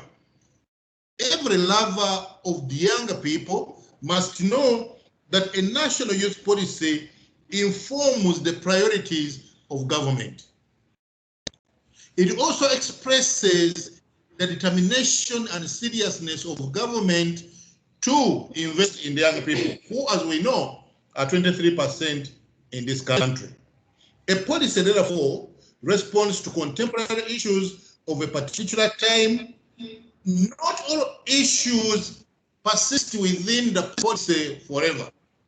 Those that get addressed, they get off the ladder, and then new issues get into play. I'll mention, for instance, my sister Topista talked about employment. Employment, even if we review the policy now, employment will remain because we still have the problem of unemployment in this country. And you cannot blame it on anybody. The issue is government is trying, but also the rate at which you and me are manufacturing human beings is too high. The rate of multiplication of human beings is not in tandem with the rate of economic growth. And that brings in some disequilibrium in terms of how many jobs you have created, because the numbers are just high. You all know that Uganda is one of the fastest growing population in the entire world. By 2030, we are going to be 80. By 2050, we are going to be 103 million Ugandans. The economy is not growing at that rate. Therefore, the unemployment question will remain in this ladder, that we need to track it and see what is that we can do differently to ensure that we respond to the young people's concerns. Talking about new things that are coming in play, we need to re-emphasize the issue of microfinance. Microfinance for the young people, for now, it's just programs and projects, but I think we need to emphasize that there is microfinance institutions that are particularly addressing the issue of youth concerns in terms of access to finances. The policy had proposed actually 2016 that there should be a youth bank. We have not been able to do that, and because we are not able to do that, we keep it here in the policy as we review it. And so the question of whether we must review or not does not arise. We must review. And actually the ministry has started on the processes of reviewing the policy. We must look at what government is saying in totality, because much as we are youth, there is a governor of this country, the president. The president is saying, let's look at 4 sectors driving employment and economic growth in the country. And he says one of them is ICT, the second is service industry, the third is commercial agriculture, the fourth is industry. And therefore, we need to have these as part of the priorities as already researched and identified, that for us to solve the problem of unemployment among the younger people, these are important areas. These are important areas. 3, we need to look at the creative industry. We have been generally talking about sports, but you're now seeing how sports is slowly coming out, but we need to do more. And therefore, we need a specific priority focus area that is talking about the creative industry in general. And creative industry includes and is not limited to sports and games, but also brings in music, dance, drama, and film. And in this area, I believe that we can get a lot of young people getting employed in it there. I've talked about commercial agriculture, and in the National Development Plan, one of the things that's being prioritized is agro-industrialization. And within the budget, the current budget, government put 1.6 trillion for agro-industry. Government is also keen on the issue of innovation, especially for the young people. And 354 billion has been set aside for the younger people to innovate. And a colleague of mine talked to you about the theme for this year's International Youth Day, as I congratulate you over having had one of the most successful Youth Day. The theme was Youth Innovations for Transformation of Food Systems and Sustainable Human Health. And the questions that are being asked are, what innovations can young people come up with to ensure transformation of food systems and sustainable human health? And the money is there. The money is there. That can contribute towards downgrading the profile of unemployment in the country. Somebody asked, and I think it's the moderator. The moderator comes somewhere and says, but the youth are saying this. The youth are not being reached. But yet, among the panelists, he has a youth. So which youth are you talking about? Eyeru is the president of the youth as chairman National Youth Council. And he has a whole cabinet. And when they speak on behalf of these young other people you are saying they are unreached. And I was pausing to ask, you need to advise us, how best can we access the people that you say we are not accessing them? When I was young and growing up, Uganda had only one radio and one TV station. And somehow information would percolate and go down. I want to inform you that right now we have over 300 radio stations and over 80 TV stations. And we come up with programs on these radio stations and TV stations. And also, we didn't have social media then, but we have also put and uploaded a lot of documents on the social media. We have documents on the computer. We didn't have computer then when we were growing up.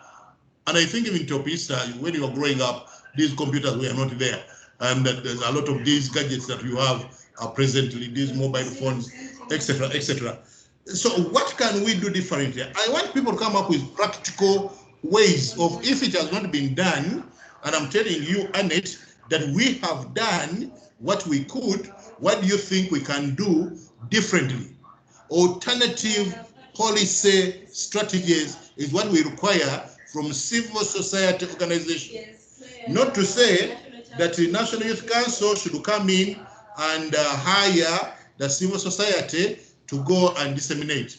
Who says the National Youth Council doesn't have the capacity to disseminate? All they need from you is to bring the resources together, to work together, and be able to reach the different young people in this country with information. I want also to dispel another lie. I don't remember who said it. When somebody said that the Youth Livelihood Program has been a failure, 96% a failure. That's not correct. As youth leaders, as civil society, let's sensitize the information we give out. Because history will judge us either wrongly or correctly. I can tell you that since 2014, Topista said 2016, no, Youth Livelihood started 2014. And 2014, there was no election I can talk about. 2016, there was. But by the time 2016 came, Youth Livelihood Program was 2 years old. And I'm not disagreeing with what my chairman said, that every program is political anyway, because even the budget is a political document. But when do you want government to come up with programs? because almost every day there's some activity of some kind. But when you say 96% of youth livelihood program is a failure, that's not correct, and you need to retract that statement. I can tell you that over 200,000 young people have accessed youth livelihood money to a tune of 169 billion cumulatively. I can also say that the money which is due for paying interest, money has been paid back to a tune of 18 billion, and this money is revolving. So for somebody to come and claim that it has been 96% a failure, that's not correct. Where else do we want to put our efforts? We want to put much more efforts in a coordination mechanism. And that's where, Annette, you come in as moderator, not to say that Youth Council should hire you, but to coordinate, to work with us, to work under the National Youth Council, to be coordinated. The money you get under civil society, you get it on behalf of the Ugandans. And therefore, they must do something.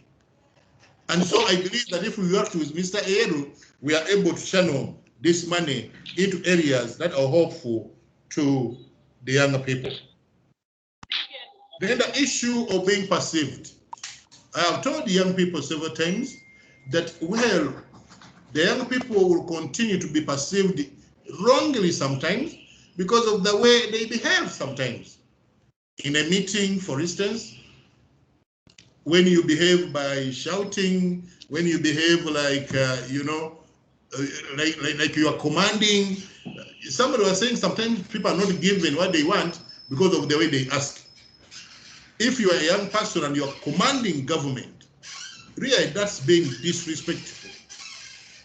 So talk about the advocacy under civil society. I think we also need to teach the young people, including those in civil society, how to present their cases so that people will buy into their cases. People will buy into what people are asking. But if you command, well, you may command forever and things may not come your way. Finally, do all youth in this country know the youth policy? That question is like asking, does every Ugandan know the Constitution of the Republic of Uganda? Or does every Christian know the Bible? I have said we have tried. We are not yet there, but we continue to try. And with you coming on board, like you have come on, and I want to thank you and thank you from the bottom of my heart that you have come up to debate this issue at a time which is very right. Because we have started the processes on our tables, we know how we are going to move, and at a time when we are ready, we shall call for your input. And so this is a welcome gesture from civil society to come and initiate a dialogue about this issue. The most civilized way of resolving conflict is through dialogue. Nothing else. And so I want to wish you well.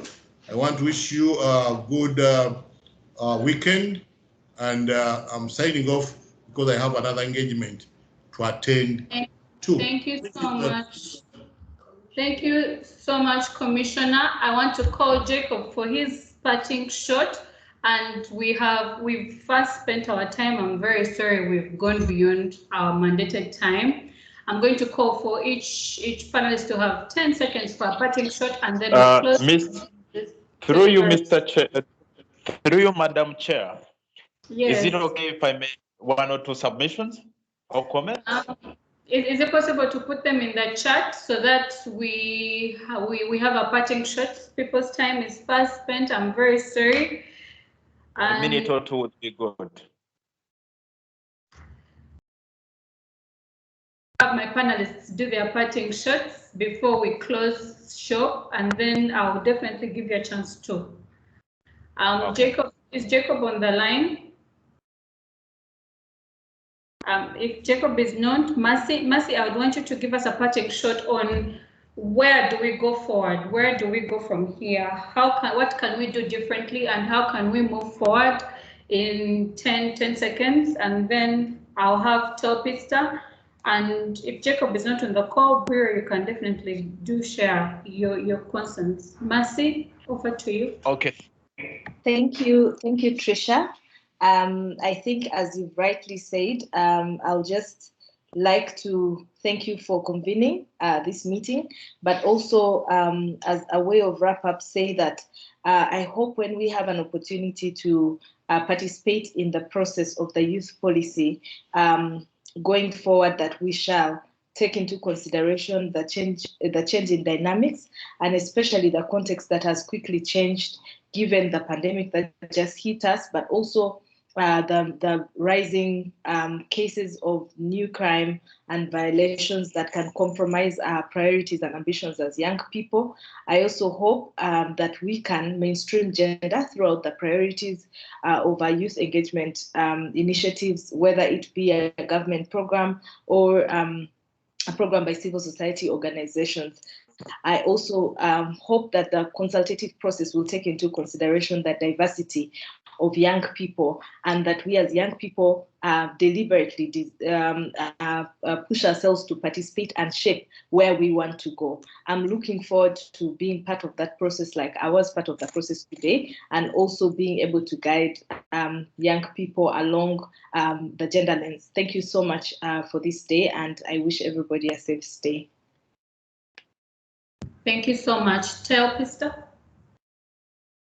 Okay, thank you so much, moderator. Thank you, Mercy. And for me, maybe what I would conclude with is that whether we revise this policy or not, in the first place, we need to be guided by evidence and research. I think going forward, government or Ministry of Gender needs to do an assessment of how they have performed with the National Youth Policy so far.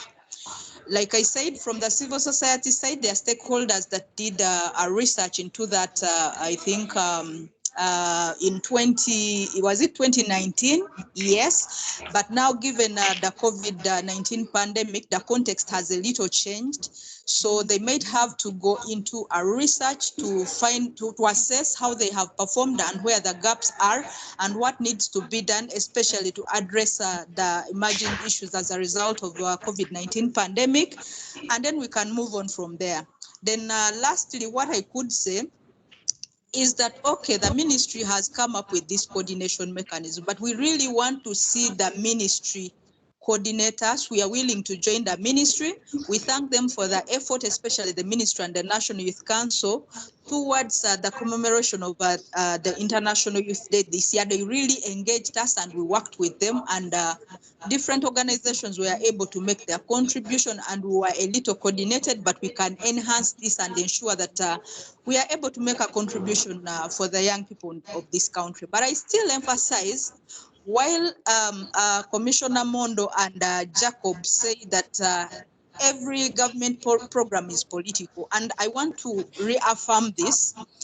I was already doing work when the Youth Livelihood Fund was launched. Okay, the program itself was launched like 2 years ago, but the funds came in 2016.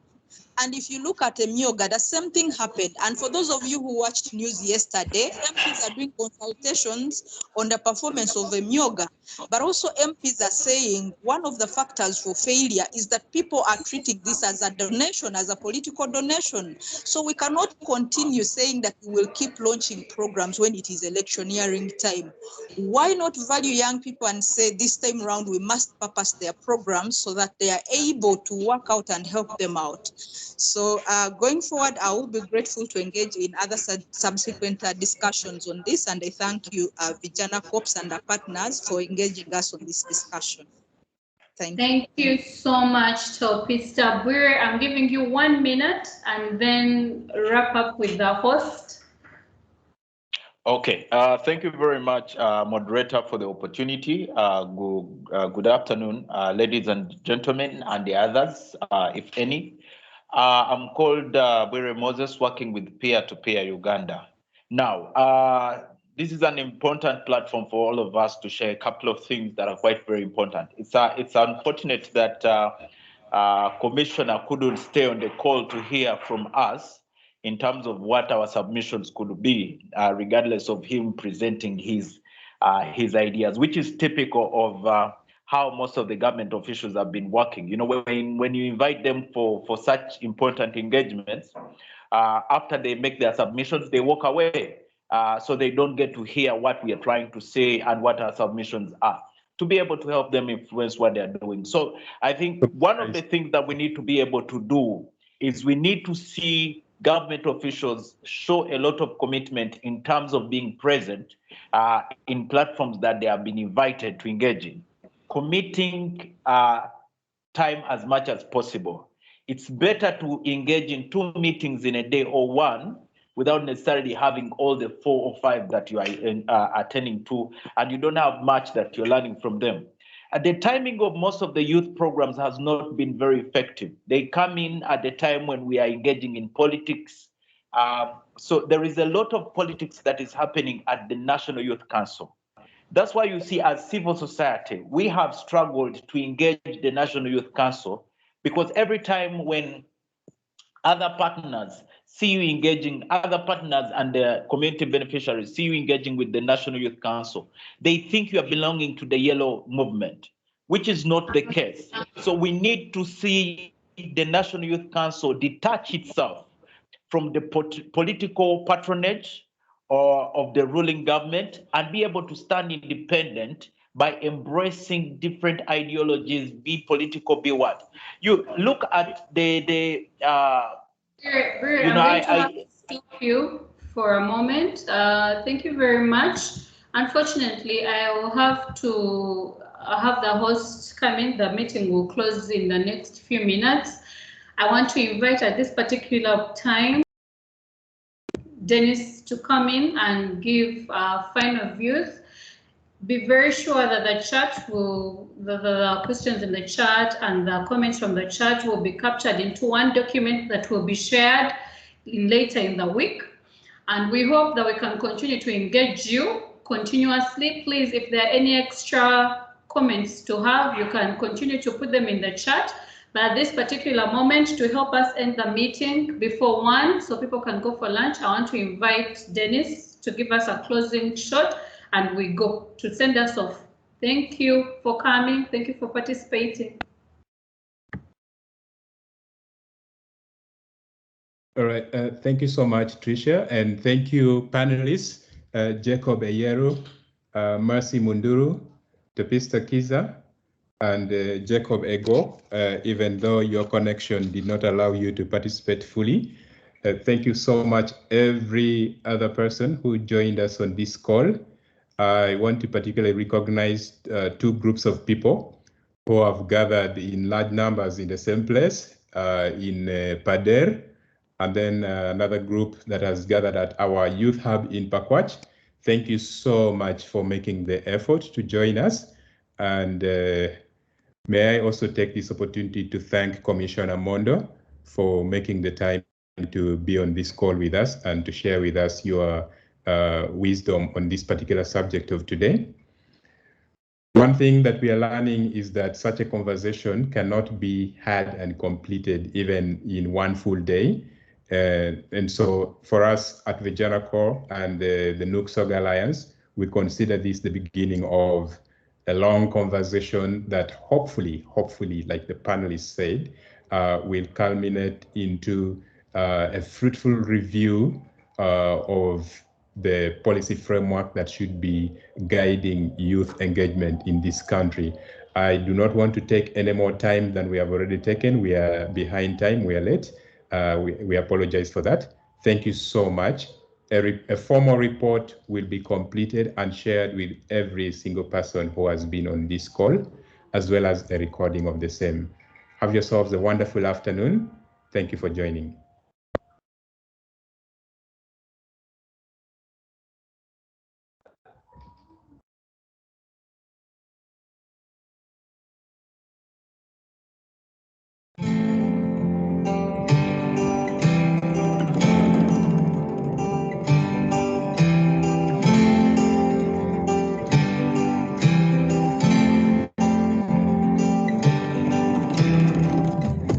Okay, bye-bye.